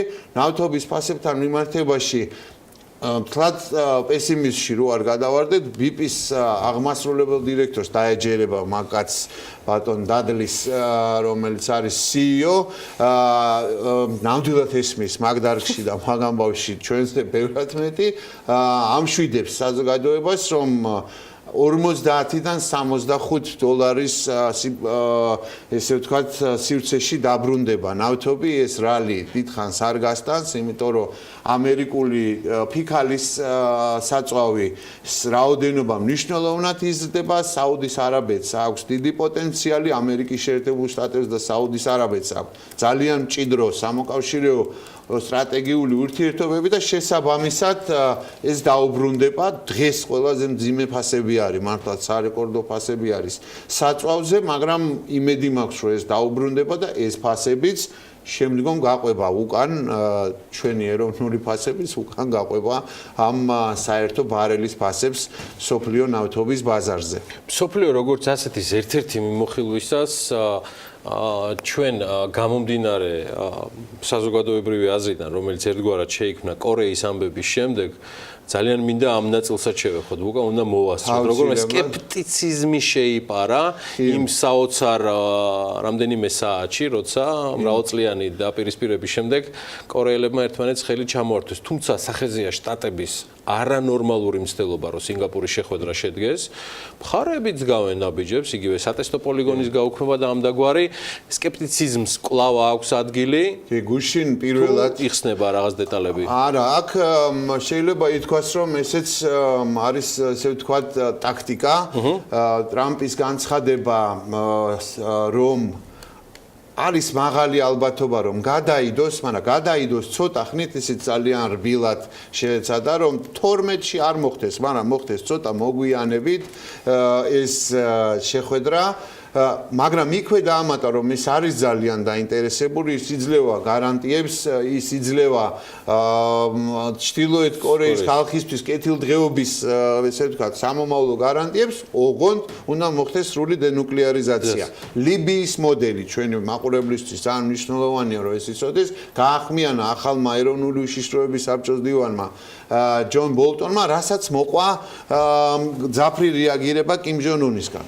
ყველა ჩვენი ჩახედული საერთაშორისო ექსპერტი უფრო მეტად იხრება იქითკენ, რომ კიმ ჯონ უნი თამაშობს, დროს იგებს, ეს პოლიგონი, რომელიც გაუქმდება და ეხლა რომელსაც გააშუქებს მსოფლიო მედია, შარშან რო გავარდა ბომბი 2017 სექტემბერში, ისეთი გავარდა, რომ მოანგრია იქაურობა და შესაბამისად ყველა და დღეს დილასაც უყურებდით და გუშინ ღამეც ყველა ექსპერტი ამბობს, რომ იქაურობა ისედაც კარგა მონგრეული იყო, თუმცა ეს იყო ჟესტი, ეს არის ნაბიჯი ჩრდილოეთ კორეის მხრიდან. ჩრდილოეთ კორეას უნდა რომ ეტაპობრივად მე რაღაცას დავხურავ, შენ რაღაცა გამიადვილენ, მე რაღაცას გავაუქმებ, შენ ნაბიჯი გადმოდგი შემხედრად. ამერიკის შეერთებული შტატების დღევანდელი ადმინისტრაციისთვის ერთმნიშვნელოვნად ფსონები არის და თამასა არის ძალიან მაღალი, იმიტომ რომ რეალურად ძალიან დიდი ინვესტიცია განხორციელდა მათი მხრიდან პოლიტიკური ჩრდილოეთ კორეის და დონალდ ლიდერის უმაღლესი ლიდერის და დონალდ ტრამპის მედალიონიც კი გამოუშვეს საიუბილეო უკვე ამ შეხვედრისთვის რაც საყოველთაო მასშტაბური κρიტიკის საგანი გახდა აქ არ შეიძლება არც ერთ შემთხვევაში გამოვტოვოთ ჩინეთი არასდროს არ უნდა გამოვტოვოთ ჩისქვეშეთის კანცელარია, იმიტომ რომ ყველაზე მაგრად თამაშობს და ამაზეც ხაზი გაუსვა ამერიკის შეერთებული შტატების პრეზიდენტმა, როდესაც მან თქვა, რომ ჩინეთის პრეზიდენტი სი არის ძალიან მაგარი პოკერის მოთამაშე, აქ საქმეში არის კიდე ჩართული მათ შორის სავაჭრო ომების შეჩერება, განახლება და ტარიფები და ასე შემდეგ. მაგრამ ეს კიდე ცალკე მიზელობის და ისეთი მასშტაბის თემაა, რომ მას ერთი პოკერის პარტია არ ეყოფა. სოფლიო როგორც ასეთის დღევანდელი ჩვენი რუბრიკის დასასრულს გუშინ უკრაინის პრეზიდენტმა თავის Twitter გვერდზე ატვირთა სპეციალური ვიდეო, სხვათა შორის პირდაპირ ეხმიანება ეს ბუკას დღევანდელ განაცხადს და ანალიტიკას, რომელიც მან GDRP-ის პროგრამის უმნიშვნელოვანეს თემას მიუძღვნა, რაც თავდაცვითი კომპონენტის გამტკიცებას ნიშნავს, ეს არ ეხება ცხადია მხოლოდ საქართველოს. პოროშენკომ თავი მოიწონა ამ ვიდეოთი იმ თავდაცვითი შესაძლებლობებით, უკვე არსებულით, რომელიც უკრაინაში გამოსაზრდეს და ხაზი გაუსვა, რომ რუსეთის ნებისმიერი აგრესიის შემთხვევაში და სწორედ ეს ამას მიეძღვნა აღნიშნული, ასე ვთქვათ, ტესტ რეჟიმში ჯაველინების, თქვენთვის კარგად ცნობილი ჯაველინების დატესტვა, უკრაინის არმია უკვე სრულიად მზად არის საიმისოთ, რომ საკუთარი თავი დაიცვას და ამ თავდაცვას დავიცვათ თავი პეტრო პოროშენკომ რამდენჯერმე გაუსვა ხაზი. უკა მადლობა დიდი. მადლობა თქვენ. რაღაცა საოცრებებს მოამზადეთ ვატყობთ შემდეგ კვირაში და რაღაცა მაკლდება სულ უფრო ზუსტად. სოფლიო როგორც ასეთი არ არის აშკარად საკმარისი კვირაში ერთხელ რაღაცა სხვა უნდა. საქმიანი დილაში თუ საქმიანი დილა არ ეტევა სოფლიოში. აღარ ეტევა ახლა ისეთ გრანდებში მაქვს თქვენი სახით საქმე რა. სხვათა შორის ქალბატონებთან მიმართებაში ერთ წინადადებით ვიტყვი რომ ბოლო დანიშნების ესე ვთქვათ სტატისტიკა ესეთი არის ეხმიანება ყველა თემას ნიუ-იორკის საფონდო ბირჟის ხელმძღვანელი პირველად გახდა გახდება ქალი ასევე ამერიკის სადაზვერო ცენტრალური სადაზვერო სააგენტოს ხელმძღვანელი გახდა ქალი ასე რომ ანა ამ ყველაფერს ნარატივში დაელოდეთ გვანცალაღიძესთან ის ისედაც ასე იყო ყოველთვის გააჩნია პოზიციონირება როგორც გვანცალაღიძეს არის გვანცესთან ველოდებით კიდევ ბევრ საინტერესო მომents და რა თქმა უნდა ამ თემებსაც ჩვენ ახლა მწირე რეკლამა გველოდება წინ და მე მამაკაცებსაც გითხოვთ ხო მე ძალიან საინტერესო რესპონდენტი ყავს ანუ დაგველოდეთ ჩემთვის არც მეტი არც ნაკლები სტრატეგიულ ინვესტორსაც წარმოადგენს რატომ არის სტრატეგიული ინვესტორი რატომ არის მნიშვნელოვანი თითეული მისი გადადგმული ნაბიჯი საქართველოში ინვესტიციების კუთხით ამაზე სულ რამდენიმე წუთში მე მინდა ძალიან მაგარი ადამიანი ჰაის ვოსკამპი გაგაცნოთ ოუშენ კაპიტალი ვიცი რომ გაგიგიათ მაგრამ აი ყველაფერზე დანარჩენზე სულ რამდენიმე წუთში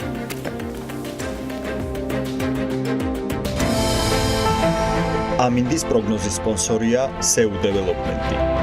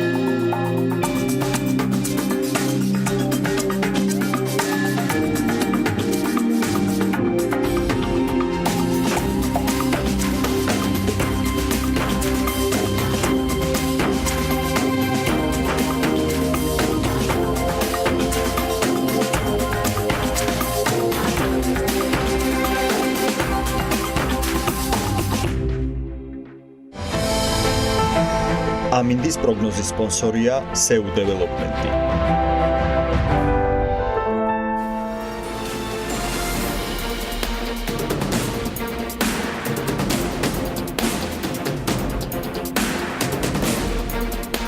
საქმეზე გადავალ პირდაპირ Ocean Wake Residency, Ocean Wake Plaza, Ocean Wake Park, Ocean Sky Residency. შესავალი გავაკეთე სოფლიო როგორც ასეთის დასრულებისას და ვიდრე ბუკას გავაცილებდით, იგი უკვე ძალიან ახალმნიშვნელოვან პროექტს ამზადებს. მე მგონი თული მისახვედრი არ უნდა იყოს, რომ ყველა ამ პროექტს ერთი კომპანია, თქვენთვის კარგად ნაცნობი უკვე Ocean Capital-ი აერთიანებს. კომპანია, რომელიც პრემიუმ კლასის უძრავი ქონების, როგორც საცხოვრებელი, ისე კომერციული დანიშნულების პროექტებს ახორციელებს. მაგრამ აქ ძალიან ბევრი დეტალია. ეს არის 60 წლიანი გამოცდილების მქონე კომპანია, რომელსაც პროექტები 15 ქვეყანაში აქვს გადაჭიმული მთელი მსოფლიოს მასშტაბით და მას გადაწყვეტილი აქვს საქართველოში გრძელვადიანი პერსპექტივით გააგრძელოს ინვესტირება. მე პერსონიფიცირებაც გავაკეთე და ჩემთვის ძალიან მნიშვნელოვანია, რომ გაგაცნოთ Ocean Capital-ის დამფუძნებელი Hais Voskampi. ერთს ვიტყვი მარტო, იმიტომ რომ ამ კომპანიის ბექგრაუნდზე და თვითონ Hais-ზე მე ძალიან ბევრს ვაპირებ ცალკე საუბარს, არა ესეთი პირადი მომენტებისას, მაგრამ ერთს გეტყვით 2014 წლიდან Hais Voskampi უკვე საქართველოს მოქალაქეა. დანარჩენთან დაკავშირებით Ocean Capital-ის დამფუძნებელი თავად მოგვიყვება.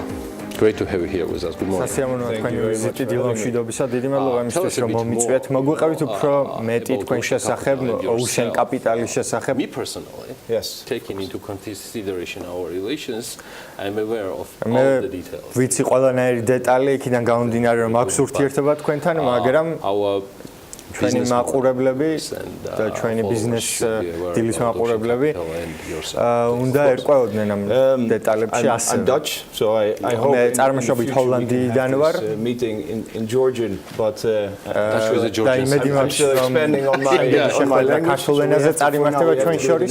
მე ვსწავლობ ქართულ ენას მესამე თაობის წარმომადგენელი ვარ საოჯახო ბიზნესისა. Benelux, so Belgium, Luxembourg, Netherlands and ლუქსემბურგში, გერმანიასა და ბელგიაში ვაწარმოებთ ამ ბიზნესს. ეს არის სამშენებლო ბიზნესი და 60 წლის განმავლობაში საქმიანობ ამ მიმართულებით.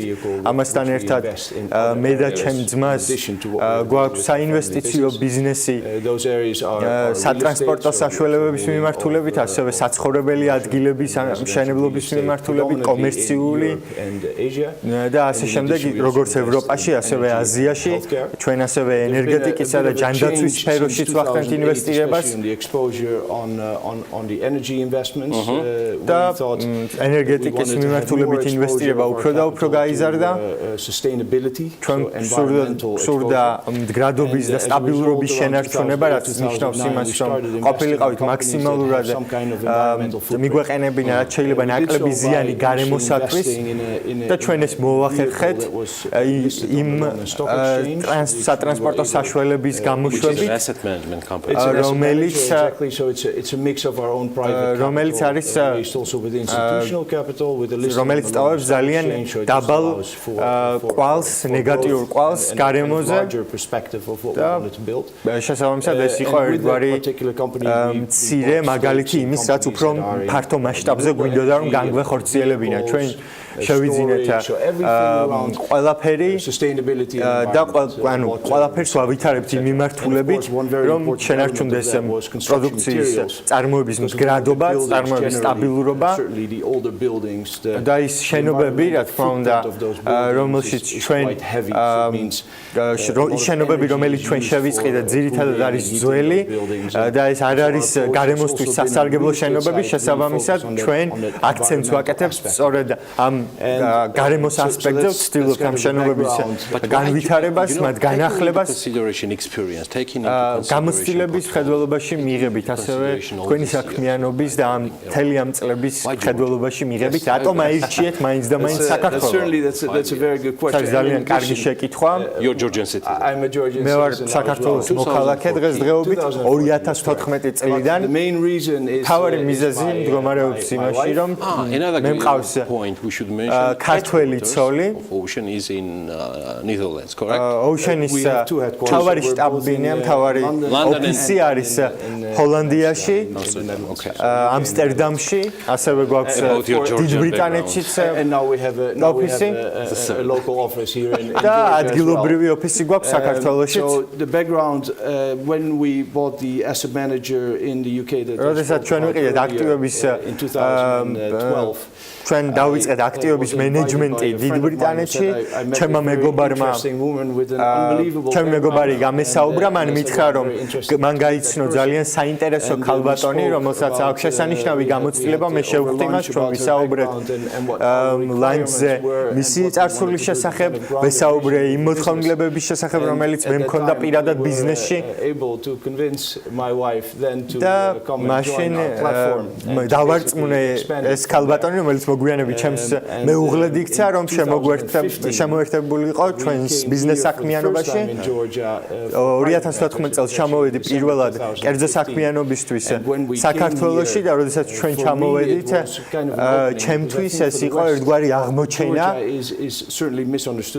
რადგან დასავლეთში საქართველოს შესახებ არ არსებობს ნათელი წარმოდგენა და ჩემი აზრით მასზე საკმარისი ინფორმაცია არ არსებობს დასავლეთ ევროპაში ადამიანები კულტურა ღვინო საკვები ძალიან ბევრი პოზიტიური ასპექტი არსებობს საქართველოში And I think the prospects of investing in the country there ქვეყანაში ინვესტირების პერსპექტივა არის ძალიან კარგი, ძალიან დიდი და ქართული ბაზარის განვითარება გლობალურ დონეზე არის ასევე საკმაოდ პერსპექტიული. ტურისტული პერსპექტივის მხრივაც ძალიან დიდი მომავალი აქვს ქვეყანას. ჩვენ მოახდინეთ ჩვენი კაპიტალის ინვესტირება ამასთან ერთად გავაცანით ქვეყანას ის ინვესტორები, რომელთანაც ჩვენ გვქონდა ურთიერთობა, მსხვილი ინვესტორები და სანამ ისინი სხვა ინვესტორები ჩამოვიდნენ, ჩემი აზრით, მათაც შეექმნათ სწორი წარმოდგენა ქვეყნის შესახებ, დაახლოებით 3-4 დღე დასჭირდათ მათ ამისათვის და მათი მიდგომა ქვეყნის მიმართ იყო ძალიან პოზიტიური. სანამ გადავინაცვლებთ უშუალოდ ბიზნესზე, ჩვენ აღნიშნეთ იმის მიზეზი თუ რატომ არის საქართველოში დღესდღეობით დასავლეთ ევროპის ბიზნეს კომპანია. მე ვიცი რომ თქვენი მეუღლე დღესდღეობით ცდილობს მაქსიმალურად რომ საჯარო ყურადღებისგან შორს იყოს. მაგრამ ჩემი აზრით ის არის ძალიან საინტერესო და კარგი ადამიანი, ერთ-ერთი საუკეთესო აქტივების მენეჯერი, რომელიც ქვეყანას გააჩნია. მე ვსაუბრობ ეკატერინე შარაშიძის შესახებ, ის არის Ocean Capital-ის ნაწილი და ჩემი კარგი მეგობარი და მე ძალიან სიამოვნებს ის ფაქტი, რომ ქვეყანას გააჩნია ისეთი პროფესიონალი, როგორც არის თქვენი მეუღლე. დიდი მადლობა. 2015 წელს თქვენ ჩამოხვედით საოჯახო პირადი მიზეზებისთვის საქართველოში, მაგრამ ეს იყო ასევე პირველი მცდელობა. როგორი იყო თქვენი პირველი შტაბ-ეჭდილება საქართველოში ბიზნესის წარმოებასთან დაკავშირებით? ჩვენ მივახციეთ გარკვეულ წარმატებას რეფორმების მიმართულებით, მაგრამ ასევე უძრავი ქონება ამჟამად საქართველოში არის ცოტა არ იყოს პრობლემატური. რა ადგილას ვართ, რა ძირითადი გამოწვევები გვაქვს, რადგან ჩემი აზრით თქვენ შემოიტანეთ აბსოლუტურად ახალი მენტალობა, ახალი მიდგომა და დღესდღეობით სად არის Ocean Capital საქართველოში.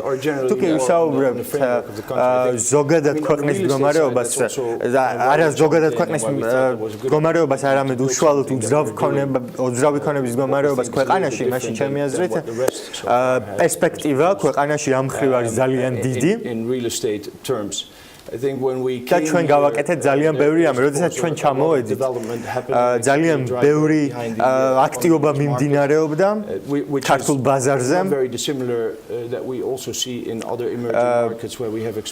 დაახლოებით ანალოგიური სიტუაცია იყო, რაც ჩვენ არაერთ სხვა ქვეყნის ბაზარზე გვინახავს, მაგალითად აზიის თუ ევროპის ქვეყნებში. ზოგადად ჩვენ ვხედავთ ასეთ ქვეყნებში, რომ ადგილობრივი ჩვეულებრივი ბიზნესმენები არიან აქტიურად ჩართულნი ამ პროცესებში. რა თქმა უნდა, ამ ბიზნესმენების წარსული არის განსხვავებული ქვეყნების მიხედვით. ევროპაში ეს შედარებით ხარისხი შედარებით განვითარებულია ვიდრე აზიურ ქვეყნებში. შესაბამისად, ჩემი იდეა იყო სწორედ ის, რომ დამენერგა ევროპული სტანდარტები საქართველოში, გამეუმჯობესებინა პროდუქციის ხარისხი, რომელიც დააკმაყოფილებდა ყველანაირ რეგულატორულ სტანდარტს, რეგულატორულ მოთხოვნილებას და კრიტერიუმებს. და დღესდღეობით ეკონომიკური აქტივობები, რომელსაც თვალს ვადევნებ, გარკვეულწილად არის ამის შედეგი. რა გამოწვევები დგას დღესდღეობით ჩვენს წინაშე? მე არ ვსაუბრობ ზოგად რეფორმებზე, მე ვსაუბრობ ინდუსტრიალურ სექტორზე. საით უნდა განვითარდეს ეს მიმართულება საქართველოში. თავარი პრობლემა სად მდგომარეობს?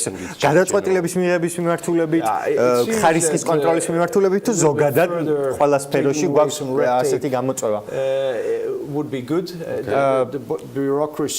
ბიუროკრატია არის საკმაოდ ძლიერი ზოგიერთ სფეროში და ამის შემცირება იქნებოდა ძალიან კარგი, ამას სჭირდება საკმაოდ მნიშვნელოვანი დრო.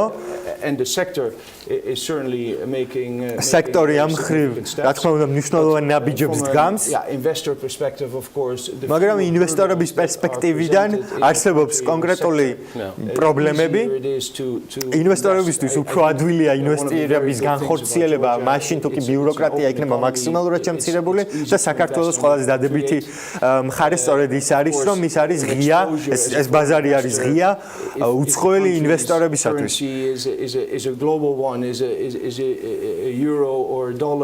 იქნება ეს ინვესტირება განხორციელდება ევროში, დოლარში თუ ნებისმიერ სხვა ვალუტაში ქვეყნისთვის ეს ყველაფერი იქნება ძალიან პოზიტიური და ქვეყანა ასევე საგადასახადო რეფორმების მიმართულებითაც დგას კონკრეტულ ნაბიჯებს, რაც ძალიან კარგია.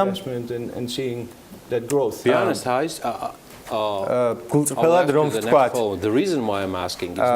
და ამ შეკითხვის მიზანი მიზეზი არის თქვენი გამოცდილება, რომელიც გაგაჩნიათ. მე ვსაუბრობ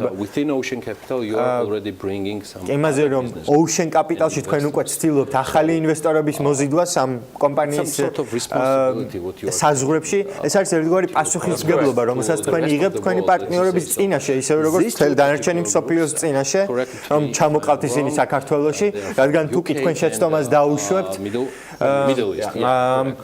ჩვენ ვსაუბრობთ დიდი ბრიტანეთის კომპანიებზე, ახლო აღმოსავლეთის კომპანიებზე, ისინი არიან ნაწილნი უძრავი ქონების მიმართულების განვითარებისა. დიახ, ჩვენ ვსაუბრობთ იმ ურთიერთობებზე კომპანიებთან, რომელთანაც ეს ურთიერთობები განვითარდა მრავალი წლის განმავლობაში. შესაბამისად, ჩვენ ვიცით, რომ მათი მიდგომა გავს ჩვენს მიდგომას. არსებობს ძალიან მსხვილი ჯგუფი ჰოლდინგებისა.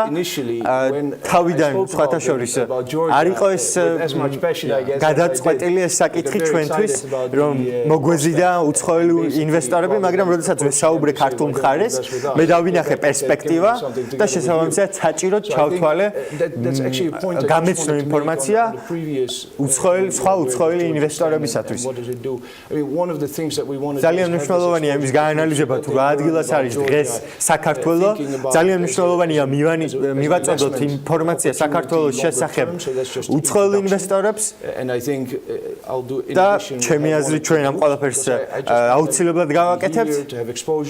ჩვენ გვინდა ყავდეს აქ ჯგუფები, მათ შეისწავლონ არსებული სიტუაცია, გქონდეთ კონკრეტული ხედვა Ocean Capital-ის განვითარების მიმართულებით ქვეყანაში და მოგვაწოდონ ექსპერტიზა, რჩევები, რეკომენდაციები, ასევე ძალიან კარგი კავშირის შენარჩუნებას, მჭიდრო კავშირის შენარჩუნებას ვცდილობთ ევროპასთან, რაც არის ძალიან სასარგებლო როგორც ქვეყნისთვის, ასევე ჩვენი კომპანიისათვის.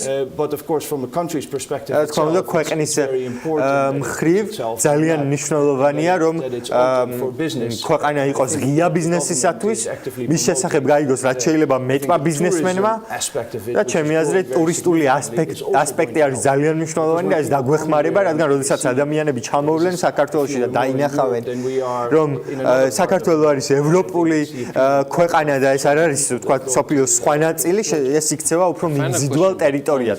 ბოლო შეკითხვა მხოლოდ დღევანდელი დღისთვის და მე ვიჭი მაქვს რომ ჩვენ და უცილებლად ვისაუბრებთ ჩვენ მომავალში რა უნდა გააკეთოს საქართველოს იმისათვის რომ გადაინაცვლოს ინსტიტუციური ინვესტორების მიმართულებით, მოიზიდოს რაც შეიძლება მეტი ინვესტორები, რომლებიც განახორციელებენ ინსტიტუტების მიმართულებით ამ ინვესტირებას.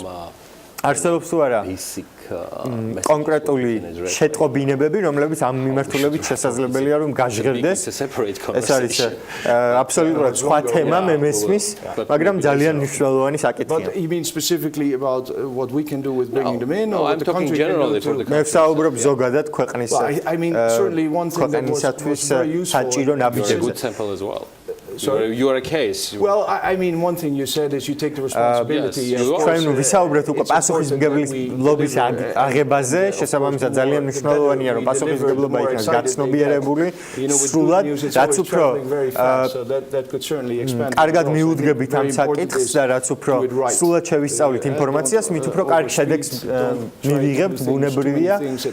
და ამისთვის საჭიროა რომ ბევრი რამის გაკეთება ერთდროულად არ დავიწყოთ, ყველაფერი პრიორიტეტების მიხედვით უნდა დაალაგდეს, უნდა აღსრულდეს შესაბამისად, უნდა მოხდეს იმის დემონსტრირება, რა არის ქართული ბაზრის მთავარი მახასიათებლები, მთავარი პოზიტიური მახასიათებლები. ძალიან სასარგებლო იყო ისიც მთავრობის მხრივ, რომ ჩვენ შევხვდით მთავრობას და ვესაუბრეთ მათ და მათ მოხდეს მათ გამართეს ძალიან კარგი პრეზენტაცია, საქმეში იყო ჩართული პრემიერ-მინისტრიც და ჩვენი მიღება იყო ძალიან გულთბილი მთავრობის მხრივ. თუ პოლიტიკა და პოლიტიკოსები გაგვეხმარებიან რომ შევქმნათ სასურველი გარემო, თუ კი ინვესტორები დაინახავენ რომ ქვეყანა არის ღია ინვესტორებისათვის, შესაბამისად ჩემი აზრით ეს იქნება ძალიან კარგი, ძალიან სასარგებლო. ხელისუფლება შეუძლია ძალიან ბევრი რამის გაკეთება იმისთვის რომ ხელი შეუწყოს ბიზნესმენებს ქვეყნის ფარგლებში და მე დარწმუნებული ვარ რომ საქართველოს აქვს ძალიან კარგი პერსპექტივა. I'll do my part of getting that message out. ჩემს ნაწილს გავაკეთებ, მივაწვდი შეტყობინებას. ყველა ინვესტორს. ალბათონებო და ბატონებო, უშენ კაპიტალის დამფუძნებელი, it was pleasure having conversation with you. სულ მალე დაგიბრუნდებით რამდენიმე წუთში, ჩვენ ამით უშენ კაპიტალთან და ოსკამთან დაკავშირებით არ დაგვიმთავრებია საუბარი. დღეს მხოლოდ პაუზას ვიღებთ. სულ მალე ძალიან ბევრ საინტერესოს კიდევ მოგიყვებით. ეხლა რეკლამის დროა, სტუმარს დავაცილებ და ჩვენი თანაწამყვანები და პარტნიორები ემზადებიან თავიანთი ეთერებისთვის. სულ მალე ვიბრუნდებით.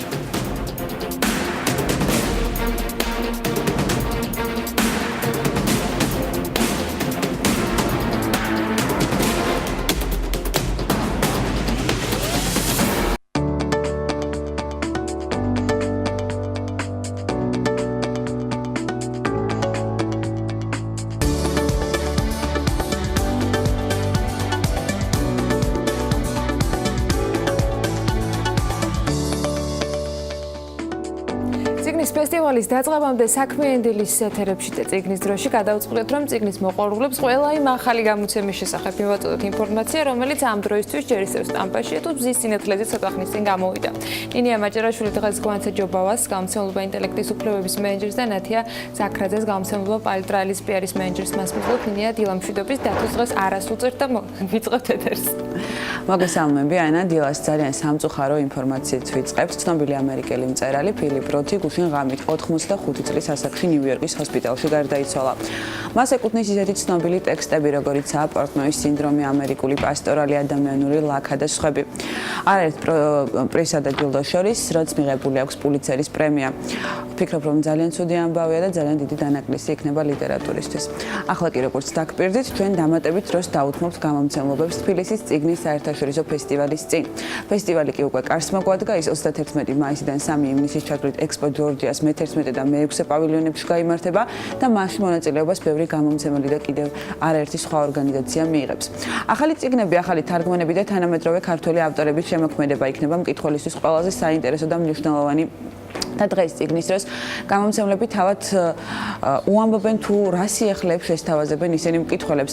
ანა, შენ როგორც თქვი, ჩვენი სტუმრები იქნებიან გვანცა ჯობავა, გამომცემლობა ინტელექტის უფლებების მენეჯერი და ნათია ზაქრაძე, გამომცემლობა პალიტრა ელის პიარის მენეჯერი. სულ რამდენიმე წამში დაგიბრუნდებით.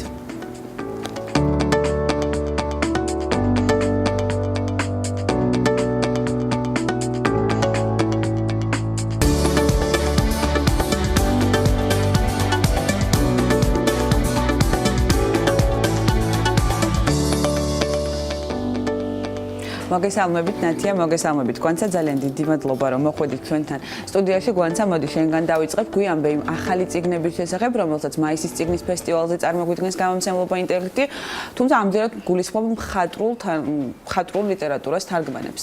მოგესალმებით, მივესალმებით თქვენს მაყურებელს, რა თქმა უნდა, ჩვენი გამომცემლობა ტრადიციულად განსაკუთრებულად ემზადება თბილისის წიგნის ფესტივალისთვის და ვამზადებთ არაერთ გამოცემას, ძალიან ცხელი პერიოდი გვაქვს ახლა და რაც შეეხება მსოფლიო ლიტერატურიდან თარგმანებს, რომელსაც თქვენ მკითხეთ, ჩვენ ვაპირებთ, რომ ჩვენი ესეთი შედარებით ახალი, მაგრამ უკვე ძალიან პოპულარული სერია ჩვენს მკითხველებში აკრძალული წიგნების თარო, გავამდიდროთ 4 ძალიან განსაკუთრებული წიგნით, რომელსაც დღეს გავამახვილებ ყურადღებას. ეს გახლავთ პირველ რიგში მინდა გამოვყო ბერძენი მწერალი ნიკოს კაზანზაკისი და მისი ძალიან სკანდალური წიგნი ქრისტეს უკანასკნელი ცდუნება, რომელიც მისი ქვეყნის სინოდმა, ასე ვთქვათ, აკრძალა თავის დროზე, მის განკვეთეს ეკლესიიდან და ჰქონდა ძალიან დიდი გამოხმაურება. ასევე მინდა გამოვყო სერგეი პლატონოვის 3 რომანი ჯანი, ჩევენგური და ქვაბული, რომელიც ერთ წიგნად გავაერთიანეთ. ჩემთვის პირადად ეს მწერალი, როდესაც პირველად წავიკითხე, ნამდვილად ძალიან დიდი აღმოჩენა იყო. გასული საუკუნის რუსი მწერალია, რომელსაც იოსებ სტალინი ამბობდა, რომ არის ძალიან ნიჭიერი, მაგრამ გარეწარი მწერალიო და საბჭოთა პერიოდში უკვე საინტერესოა. საბჭოთა პერიოდში მისი შემოქმედება და მათ შორის ეს წიგნები სრულად იყო აკრძალული. ასევე მინდა რომ ვთქვა, რომ პირველ ორ შემთხვევაში თათია მთვარელიძე ვახსენოთ ასევე მთარგმნელები აუცილებლად თარგმნა ნიკოს კაზანზაკისი და გივი კიკილაშვილმა ანდრეი პლატონოვი და ანი კოპალიანის არაჩვეულებრივი თარგმანით გვექნება ნათანიან ჰოთორნის ალისფერი დამღა. დიახ, ეს არის ამერიკელი კლასიკოსი გასული საუკუნის, არა მე-19 საუკუნის უფრო ადრეული კლასიკოსი მწერალი, ძალიან გამორჩეული და მნიშვნელოვანია, რომ საერთოდ მისი წიგნი პირველად გამოდის, მისი შემოქმედება ქართულ ენაზე და ჯერ კიდევ მე-19 საუკუნეში ქალთა უფლებებზე, თანასწორობაზე იყო საუბარი ამ წიგნში, რაც ასევე ძალიან მნიშვნელოვანია. ძალიან დიდი მადლობა გვანცა, იმედი მაქვს ძალიან ფართო ასორტიმენტით იქნება და ფასტაკლებებით წარმოდგენილი ეს წიგნების ფესტივალზე, რომ მკითხველმა თამამად მოვიდნენ მკითხველა შეიძინონ. ნათია, შენთან გადმოვალ კითხვით და სამ ნაწილად რო დავუყოთ. რაც თავაზობს გამომცემლობა პალიტრაელი ზრდას სულ მკითხველს, თინეიჯერებსა და საბავშვო ლიტერატურის მსურველებს, იმიტომ რომ თქვენ ძალიან ესე გამოყოფილი გაქვთ ეს სამი მიმდინარეობა თქვენს გამომცემლობაში. მოგესალმები ნინია, დიდი მადლობა მოწვევისთვის. ძალიან დიდი გულშემატკივარი ვარ თქვენი რუბრიკის. რაც შეეხება პალიტრაელს თბილისის წიგნის საერთაშორისო ფესტივალზე, ძალიან გვახარებს ის ფაქტი, რომ მასშტაბები გაიზარდა გამოფენის და 2 პავილიონში ვიქნებით წარმოდგენილი. შესაბამისად, ჩვენი ასე ვთქვათ, შოურუმის პრინციპი გვაქვს ყოველთვის კონცეფცია ჩვენი სტენდის ეს არის. ჩვენი შოურუმიც გაიყოფა 2 ნაწილად, მხატვრული და არამხატვრული ლიტერატურა განთავსდება მე-11 პავილიონში, ხოლო საბავშვო სივრცე, ჩვენი საბავშვო პროექტები მე-6 პავილიონში. რა თქმა უნდა, კი და ძალიან ბევრი სიახლით, რომელსაც ასე ვთქვათ, შევეხები. რაც შეეხება მიმართულებებს, ჩვენ სტენდთან, ჩვენ გვექნება წარმოდგენილი 1000-ზე მეტი დასახელების წიგნი წელს და ვფიქრობ, რომ ზოგადად გვექნება ამდენი და ყველა გემოვნებისა თუ ასე ვთქვათ, გემოვნების მკითხველი ჩვენ სტენდთან აღმოაჩენს, ვფიქრობ, მისთვის საინტერესო და სასურველ ლიტერატურას, როგორც მხატვრულს, ასევე არამხატრულს. მე-11 პავილიონში ჩვენ გვექნება 3 შოურუმი გამოყოფილი, რომელიც მიეძღვნება სხვადასხვა პროექტს. ეს არის ჩვენი ბიზნეს ლიტერატურის სერია ლურჯი ოკეანე, რომელსაც ვფიქრობ, რომ განსაკუთრებით კარგად იცნობს თქვენი გადაცემის მაყურებელი. ბიზნეს ბესტსელერები გვექნება ამ შოურუმში წარმოდგენილი და ასევე ბიზნეს სემინარებს დავუთმობთ დროს ცნობილი ქართველი სპიკერები, ბიზნეს პროფესიონალები ისაუბრებენ სხვადასხვა თემაზე და ჩვენ სტენდთან იმის გარდა რომ წიგნების შეძენა შეძლებენ, ასე ვთქვათ, მკითხველები შეძლებენ რომ დაესწრონ სემინარებს, გაიგონ მეტი, მოისმინონ და ასე შემდეგ. ასევე ჩვენი თინეიჯერული ლიტერატურის სერია ლიბერტინსი იქნება ძალიან მასშტაბურად წარმოდგენილი. კი, ჰოლის მეილი, მსოფლიო ბესტსელერის ბრიტანელი ავტორის ჰოლის მეილი ჩამოვა ჩვენთვის, ჩვენ თინეიჯერებისთვის ეწევა თბილისის წიგნის ფესტივალს, გამართავს მასშტაბურ შეხვედრას და არიგებს ავტოგრაფებს. ძალიან საინტერესო ადამიანია, ზოგადად ძალიან საინტერესო პერსონა, არის ფემინისტი, ძალიან აქტიური სოციალურად და ასე ვთქვათ, ბევრი აქვს მოსაყვალი ბავშვებისთვის. მისი წიგნების გამოსვლას ყოველთვის უზარმაზარი რიგი მოყვებოდა ხოლმე თბილისის წიგნის მაღაზიებთან. ამიტომ ძალიან აქტიურად მუშაობთ ჩვენი მიმართულებით, რომ თინეიჯერებს შევაყვაროთ კითხვა და ის ბავშვები, რომლებმაც ჩვენთან ერთად დაიწყეს კითხვა და ასე ვთქვათ, ამ პროექტში ჩაერთვნენ თავის დროზე, დღეს უკვე ძალიან ასე ვთქვათ, მაღალმხატვრულ ლიტერატურას კითხულობენ და ეს ძალიან გვახარებს და აქ ვხედავთ სწორედ ჩვენ შედეგს. ძალიან დიდი მადლობა ამ მომწურავი პასუხისთვის გვანცა და პრინციპი ორივეს მოგმართავთ, ჩვენგან დავიწყოთ რა ხდება ქართული ავტორების მიმართულებით, მე როგორც ვიცი, ნაირა გელაშვილის რამდენიმე ტომეული მოდის და რაც მე პირადად ძალიან მახარებს. კიდევ ვის უნდა ველოდოთ და ნაირა გელაშვილის რომელი წიგნები იქნება კონკრეტულად წარმოდგენილი. გეტყვი, ჩვენთვის ძალიან მნიშვნელოვანია ქართული ავტორების მიმართულება და ვფიქრობ, რომ მე მგონი ერთ-ერთი გამომცემლობა ვართ, ხო, რომელსაც ძალიან ფართო სპექტრი აქვს ქართული ავტორების ყველა თაობის. ნაირა გელაშვილი ჩვენთვის ძალიან ესეთი მნიშვნელოვანი ამბავი იქნება ფესტივალზე. 3 წიგნი, დედის ოთახი, ჩვენი გრძელი ამბავი და ფანჯრის ნამსხვრევები, სარკეს ნამსხვრევები, ბოდიში, იქნება წარმოდგენილი ფესტივალზე. ძალიან დიდი მოლოდინი შეიქმნა, როგორც კი დავაანონსეთ და ვფიქრობთ, რომ ძალიან დიდი ყურადღების ქვეშ იქნება.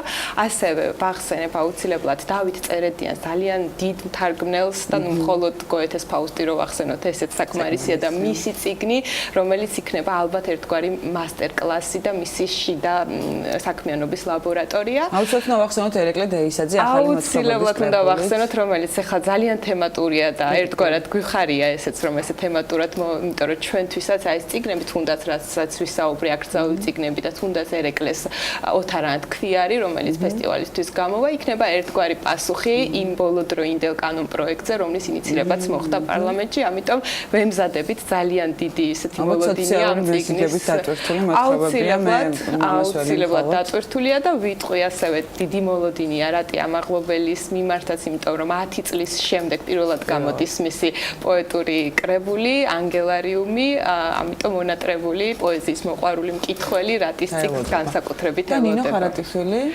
ნინო ხარატიშვილს რაც შეეხება ჩვენი ერთ-ერთი საპატიო სტუმარია. ნინო ხარატიშვილი, მოგეხსენებათ რომ ის არის გერმანიაში მცხოვრები გერმანულენოვანი ძალიან პოპულარული ქართველი მწერალი, რომელიც ჩამოდის საგანგებოდ წიგნის ბაზრობისთვის. თქვენ თარგმნეთ, მე როგორც სწორად ვიცი, თუ მან ქართულენაზე დაწერა რა აუგუსტი. მან დაწერა წიგნი, რა თქმა უნდა, გერმანულ ენაზე, იმიტომ რომ გერმანულენოვანია, ეს მისი მესამე რომანია, 1300 გვერდიანი წიგნი, 100 წლოვანი საგა, რომელიც ქართულ ოჯახს ეძღვნება, ეხება და საქართველოს ზოგადად აი ამ წიგნით ძალიან პოპულარული გახდა გერმანიაში. მას შემდეგ რაც ეს წაიკითხეს, ძალიან ბევრი გერმანელი ჩამოდის. ჩვენ თარგმნით ამ წიგნს, ნინო ბურდული თარგმნის სექტემბერში გამოდის, თუმცა სპეციალურად ახლა ფესტივალისთვის ნინოს ჩამოსვლასთან დაკავშირებით ჩვენ გვექნება ლაშა ბუღაძესთან ერთად ნინოს ექნება პანელ დისკუსია და გამოვცემთ სპეციალურ გამოცემას, ეს იქნება პირველი თავი, რათა გავაცნოთ რაზეა საუბარი მკითხველს და შემდეგ უკვე სექტემბერში გვექნება წიგნი. ძალიან კარგი ნათია, მე როგორც ვიცი, პალიტრაელში მოდის მე ლაზარე და სხვა კიდევ მნიშვნელოვანი ქართული ავტორები გვიამბეთ ახლა. ქართული ავტორების მიმართულებით წელს განსაკუთრებით ესე ვთქვათ გავაქტიურდით. შარშან ჩვენი პროექტი, დიდი ლიტერატურული პროექტი გახდი ბესტსელერის ავტორით დასრულდა. შესაბამისად ახალი სახელები გავაჩინეთ, ესე ვთქვათ, ქართულ ლიტერატურულ სივრცეში. სათხარ ლაზარეს არის ლუკა ბაქანიძის მოთხრობების კრებული, რომელიც შარშან გახდა საბას ლაურეატი. წლის საუკეთესო ელექტრონული წიგნის წოდება მიიღო და ჩვენ უკვე ბეჭდური სახით შევთავაზებთ მკითხველს. ასევე ანდრო ბუაჩიძის წიგნიც, რომელიც ამავე ნომინაციაში გახდა გამარჯვებული. მათ გაიყეს პრიზი თუ სწორად მოგხსოვს. კი, გაიყო და ჩვენ ორივე მათგანი ასე ვთქვათ ვაქციეთ ბეჭდურ გამოცემებად. რაც შეეხება ჩვენი წინა კონკურსის გამარჯვებულებს, ელის დოჯსონმა გამოსცა თავისი ახალი წიგნი, ეს არის დომენიკა და საიდუმლო ქალაქი ზეტი, ქართული ფენტეზი, ძალიან ისე განსხვავებული ჟანრია, წინა რომანისგან ძალიან განსხვავდება ეს წიგნი და ვფიქრობ საინტერესო ასე ვთქვათ დისკუსიები და საინტერესო ღონისძიებები გვექნება ქართული ავტორების მიმართულებით. და ბოლო კითხვას დაგისვამთ, მე როგორც ვიცი, ცნობა მაქვს თქვენ გამომცემლობებს საფესტივალო ჩამოყავთ ძალიან ცნობილი ავტორები. მსოფლიოს სხვადასხვა ქვეყნებში ჩვენ პრინციპში ერთ-ერთი მათგანი უკვე ვახსენეთ, თუმცა ძალიან დაწურულად რო უთხრათ თქვენს მაყურებელს, სად ნახონ ისინი, ვინ არიან და როგორ გაესაუბრონ. კი ბატონო, ჩვენი სტუმარი ძალიან მნიშვნელოვანი გახლავთ ვლადიმერ სოროკინი. რუსი მწერალი გახლავთ თანამედროვე და ერთ-ერთი გამორჩეული და ყველაზე განსაკუთრებული, თუმცა ჩვენთვის საინტერესო იყო ამ ავტორის გამოცემა, სწორედ მისი ბიოგრაფიიდან გამომდინარე, ის ჯერ კიდევ საბჭოთა პერიოდში იყო აკრძალული მწერალი რუსეთში და ეს შემდგომაც გაგრძელდა, იმიტომ რომ 2002 წელს იყო ძალიან დიდი გამოსვლა და იყო ცენზურის მცდელობა მის მიმართ და ეს ვლადიმერ პუტინის მხარდამჭერი ახალგაზრდული ორგანიზაცია დაუპირისპირდა და იყო ძალიან დიდი პერფორმანსი, როდესაც შექმნეს უზარმაზარი უნიტაზი და საჯაროდ იქ ჩაყარეს მისი წიგნები და მოგვიანებით დაწვეს. ხო, აი ეს ადამიანი ქვაბული, ესეთი ბოლო რომანია მისი, პოსტმოდერნისტული და წარადგენს სპეციალურად ამ წიგნის წარსადგენად ჩამოდის.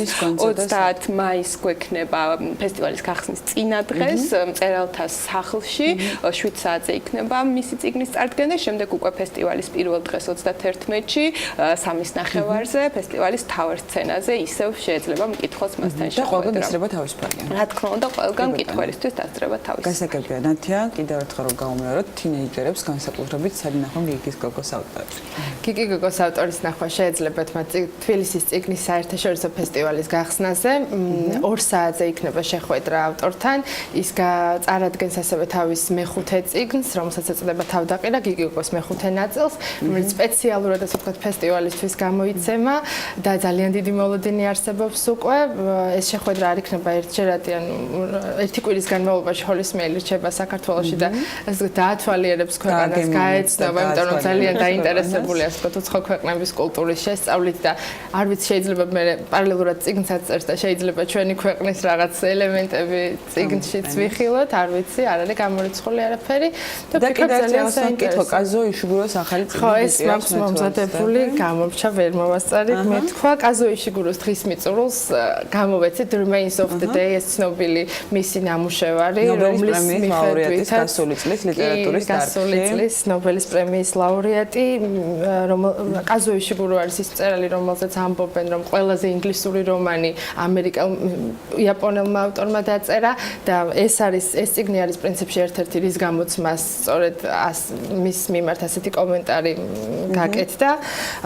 თარგმნა თამარ ჯაფარიძემ, საოცარი თარგმანია, პირობას ვაძლევ ყველა ლიტერატურის მოყვარულს, ვისაც ნამდვილი ლიტერატურა უყვარს, ვინც ასე ვთქვათ სიღრმეებს ეძებს წიგნებში და ცდილობს რომ ასე ვთქვათ თვით განვითარებას ხო წიგნების მეშვეობით. ვურჩევა აუცილებლად წაიკითხონ ეს საოცარი წიგნი და მიიღონ სიამოვნება. ეს არის ჩვენი სერია. ჯერ კიდევ მაღალია. ძალიან კი და თარგმანიც ასე ვთქვათ გამოცემაც იქნება საოცარი. ეს არის ჩვენი ლიტერატურული სერია ლიტერე ინვენტე, რომელიც ცნობილი და ნაკლებად ცნობილი ავტორების, ანუ შეიძლება ცნობილი იყოს, შეიძლება ნაკლებად ქართველი მკითხველისთვის, მაგრამ ახალ თარგმანებს თავაზობს. მათ ეს არის ავტორები, რომელთაც მიღებული აქვს ძალიან დიდი ლიტერატურული ჯილდოები. სერია არის, როგორც ხედავთ, ასე ვთქვათ, მყარი ყდით და ამ სერიაში ახალი წიგნიც გვექნება ინდოელი ავტორის სარუბრა იერლის შორი გზა შინისკენ.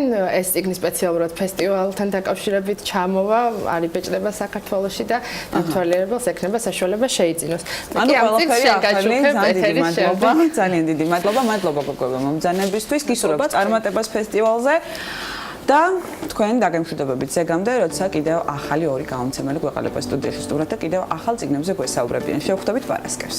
აუცილებლად ძალიან საინტერესო ეთერები გველოდება წინ. წიგნის ფესტივალისთვის მზადება გრძელდება. საქმიანი დილის ეთერში და რა თქმა უნდა წიგნის დროს ვუთმობთ სწორედ ახალ გამოცემულობებს. მადლობა ნინიეს დღევანდელი სტუმრებისათვის და იმომავალი ეთერებისთვის, როცა შეგვეძლება რომ ინფორმაციას შევაგროვოთ იმ წიგნებთან დაკავშირებით, რომლის ყიდვასაც ფესტივალის ფარგლებში უკვე ახალ გამოცემულებთან დაკავშირებით მოვახერხებთ. ჩვენ მცირე სარეკლამო პაუზა გველოდება წინ და უკვე ნინოს ამბახიძეს უმასპინძლებთ რამდენიმე წუთში. ამინდის პროგნოზის სპონსორია SEU Development.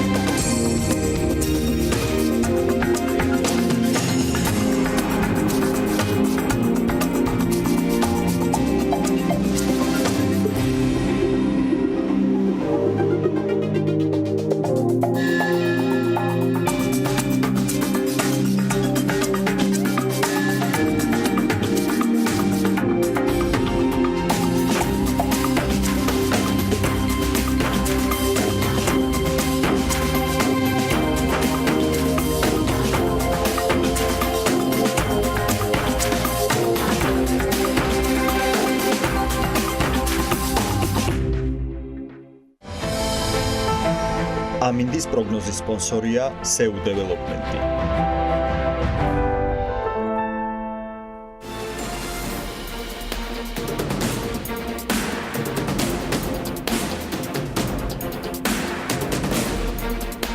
საქართველოს ფერმერთა ასოციაციის თავმჯდომარე, აზია წყნარი ოკეანის ეკონომიკური და სოციალური კომისიის 74 სესიაზე სიტყვით გამოვიდა, საქართველოს სოფლის მეურნეობის სფეროზე ისაუბრა, საქმიანი დილის სტუდიაში დაგვიბრუნდა და ახლა უკვე სტუმართან ერთად გააგრძელებს საუბარს.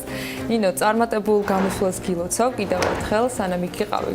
საქმიანი დილის ეთერებისათვის თვალის მიდონება მოახერხე თუ არა, არ ვიცი, მაგრამ სანამ სოფლიოს გარშემო მოგზაურობას კიდევ ერთხელ დაიწყებდა, მიხარია რომ ჩვენთან ერთად ხარ და დღეს მასპინძლობთ კიდევ ერთ სტუმარს. მივესალმები ანა ფაშალიშვილს, გაეროს ქალთა ორგანიზაციის პროგრამის ანალიტიკოსს და გითმობთ ეთერს. მოგესალმები ანა, მივესალმები ჩვენს მაყურებელს. ძალიან მნიშვნელოვანია ის, რომ და ხშირად გვსმენია, რომ ქალები არ არიან ძალიან აქტიურები, განსაკუთრებით ეს ხდება რეგიონებში, ეს ხდება ბიზნესში, ეს ხდება პოლიტიკაში. ციფრები რომ მოვიყვანოთ, ჩვენ და სამწუხაროდ მართალია, იქიდან გამომდინარე, რომ რეგიონებში არც ერთი გამგებელი, არც ერთი გუბერნატორი და არც ერთი მერი არ გახლავთ ქალი და ხშირად ისიც გვესმის, რომ ბიზნესში არ არიან ქალები ძალიან აქტიურად ჩართულები. თუმცა ბოლო ვფიქრობ, რომ მაინც მცდარია, იმიტომ რომ არაერთი დონორი ორგანიზაცია მუშაობს ქალის როლის გასაძლიერებლად ქვეყანაში, ასევე ძალიან ბევრი სოციალური კორპორატიული პასუხისმგებლობა არის, სადაც ქალების გააქტიურება არის საჭირო და თვითონაც მიზნად აქვს დასახული, რომ გააქტიურონ ქალები, იქიდან გამომდინარე, რომ ძლიერი ქალი ვფიქრობ, ეკონომიკისთვის ძალიან წამახალისებელია და ასევე რეალურად საქმის მკეთებელიც. ანა, დიდი მადლობა ჩვენთან ეთერში მობრძანებისთვის. მე ვიცი, რომ და პრინციპში ჩვენც თქვენი ნაწილი ვართ.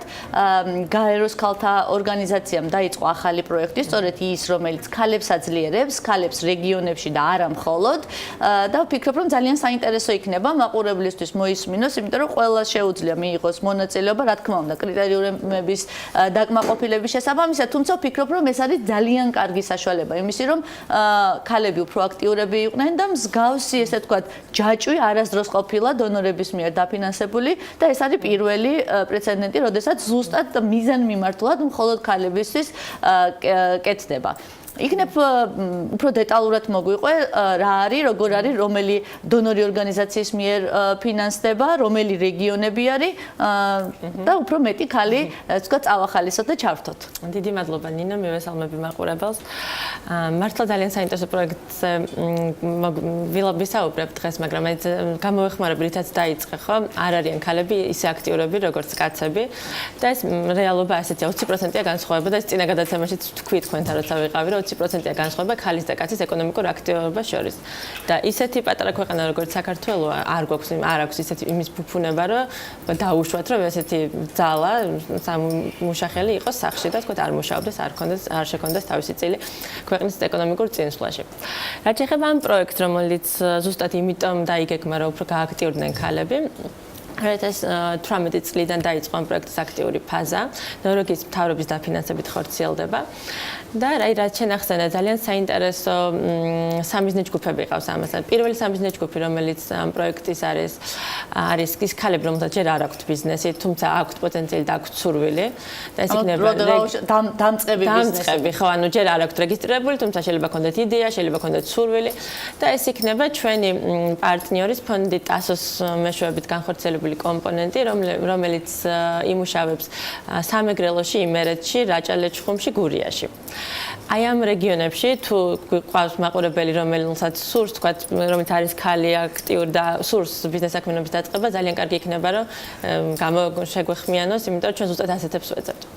რაც შეეხება მეორე კომპონენტს, ეს უკვე საქართველოს ფერმერთა ასოციაციასთან ერთად, რომელსაც განვახორციელებთ, იქნება უკვე იმ ქალთა ბიზნესების იდენტიფიცირება, რომელიც უკვე მუშაობენ, არიან რეგისტრირებული აქტიურ ფაზაში, ნუ ეს არნიშნავს, რომ ძალიან დიდი და წარმატებული და ბიზნესი უნდა ქონდეს. შეიძლება მცირე და გაფართოება საჭიროდეს.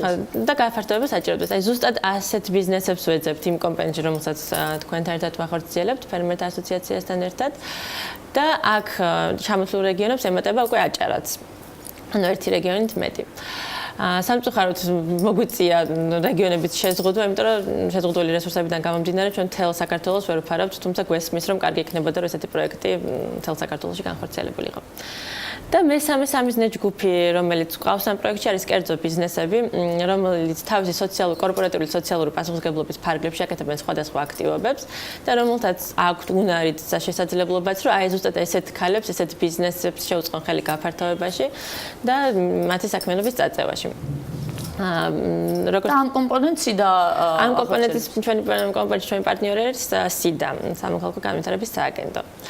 რაღაც საინტერესო პარტნიორობა და საინტერესო პროექტი გამოდის. ჩვენი პარტნიორი ასევე სახალხო დამცველის ოფისი საქართველოში, ომბუდსმენის ოფისი, რომელსაც უკვე სხვაგვარი კომპონენტი აქვს, რომ დაატრეინინგოს თუნდაც ბიზნესები, პროფკავშირები, დამსაქმებელთა ასოციაციები, ადამიანის უფლებებზე, ქალთა უფლებებზე, მრავალფეროვნების საკითხებზე და გვინდა რომ ესეთი ჯაჭვი შევკრათ, რომელთაც თქვათ 0-დან დამწყები ქალი უკვე აიწევს. ანუ იქნება მიკრო, მცირე და უკვე დიდი ბიზნესი და ეს მთელი ჯაჭვი შეიკრება. ანა წლები არის თქვენ გაეროს ქალთა ორგანიზაციაში მუშაობთ და ძალიან ბევრი გამოწვევებია.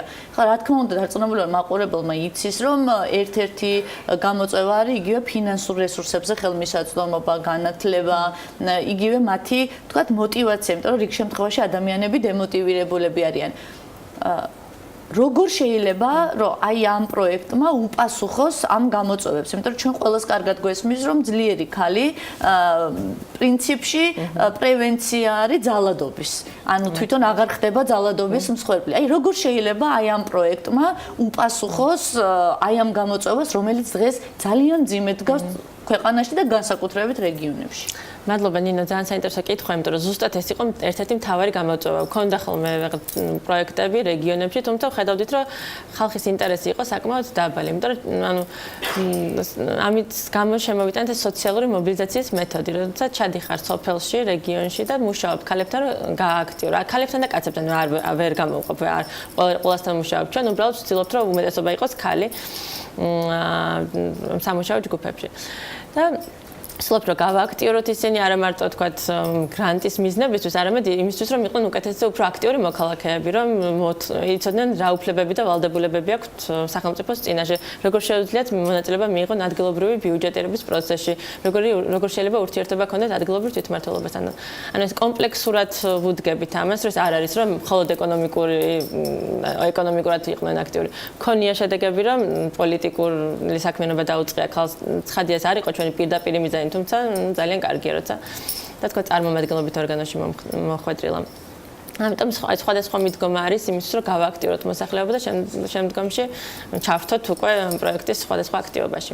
და კიდევ მინდა დაგისვა ესეთ შეკითხვა. ბოლო წლები არის ძალიან ბევრი ქალი გამოჩნდა. და ეს მე ვფიქრობ რომ დამსახურება სხვადასხვა პროექტების. ეს არის ეკონომიკის სამინისტროს მიკრო და მცირე მეწარმეობის პროექტი აწარმოეს საქართველოში, ეს არის პროექტების მართვის სააგენტოს პროექტები, კოოპერატივების პროექტები და ესევე დონორის წამახალისებელი პროექტები. იმიტომ რომ ძალიან ვიწრო სპეციალობით მუშაობ. რეალურად ხედავ თუ არა რამოდენიმე წლის ჭრილში ცვლილებას. რეალურად ხედავ თუ არა რომ ძალიან ბევრი ქალი უფრო გააქტიურდა, ან აქვს სურვილი გააქტიურების, იმიტომ რომ მე ვფიქრობ რომ თქვენ ხარ სწორედ ის ორგანიზაცია, რომელიც ყოველთვის ძალიან ვიწრო სპეციალობით ამ მიმართულებით ქალებზე მუშაობ და ჩვენ ზოგადად გქონდა ინფორმაცია, იმიტომ რომ ყველა დონორს აქვს თავის კომპონენტში ქალის თემა ჩადებული, მაგრამ არა ისე როგორც თქვენ. აი შენი დანახული ქალები როგორ არიან დღეს, იქიდან როდესაც დაიწყეთ და პრინციპში ძალიან რთული პერიოდი იყო და დღეს რა არის და რას ფიქრობ, რა იყო ამის ხელშემწყობი ფაქტორი? ან რომ ნახოთ თქვა 2008 წლიდან როცა ჩვენ დავიწყეთ მუშაობა და ცხადია ეს ჩვენ მხოლოდ არა სხვა დონორების კომპლექსური მუშაობის შედეგია, ბევრად უფრო გააქტიურებულია არიან ქალები, შეცვლილია თქვა სტატისტიკური მონაცემებით, ანუ ჩვენ გვაქვს საზომი ინდიკატორები, რასაც ვამბობთ, რომ თქვა გააქტიურდა რაღაცა მიმუშავა, რაღაცა არ იმუშავა. მაგრამ გამოწვევა მაინც რჩება. ხა ჩვენთვის ეს პირველი პროექტია მასშტაბური, რომელსაც ეკონომიკური გაძლიერების მიმართულებით ვიწყებთ. ანუ ეს ცალკე მდგომი პროექტი შენ ახსენე კიდევ ამ მიმართულებით არ გქონია და არც სხვა ბევრ დონორს გქონია, რომ თქვა მარტო ქალთა გააქტიურება. ამიტომ იმედი გვაქვს, რომ ეს კომპლექსური მიდგომით უფრო მეტ შედეგებს მივახტოვდა. ეხლა ამ პროექტის კარგი საინტერესო ფაქტორი ის არის, რომ კერძო ბიზნესებს აქვთ განსაკუთრებული როლი ამ პროექტში. სოფლიოს შეთანხმდა, რომ თქვა მარტო სახელმწიფო, მარტო სამოქალაქო საზოგადოება, მარტო ხალხი თქვა დამოუკიდებლად ან ერთადაც ვერ გააკეთებს ცვლილებას თუ არ არის სხვადასხვა პარტნიორი, ხო, კერძო ბიზნესი არ ჩაერთო, ანუ ყველას ერთობლივი მოქმედებას მაქვს შედეგი. ამაზე შევთანხმდით მე მგონი და ზუსტად ამას საჩვენებს. ეხლა ჩვენ გამოცდილება თქვა მეორე წელია უკვე კერძო ბიზნესებთან მუშაობს და ძალიან მცირე ბიზნესებსაც, მაგალითად 10 კაციანი კომპანია გვაქვს, რომელმაც მაგალითად ოჯახში ძალადობის მსხვერპლებს ჩაუტარა ტრეინინგები და იქიდან გვაქვს შედეგები, რომ ხალხი დასაქმდა.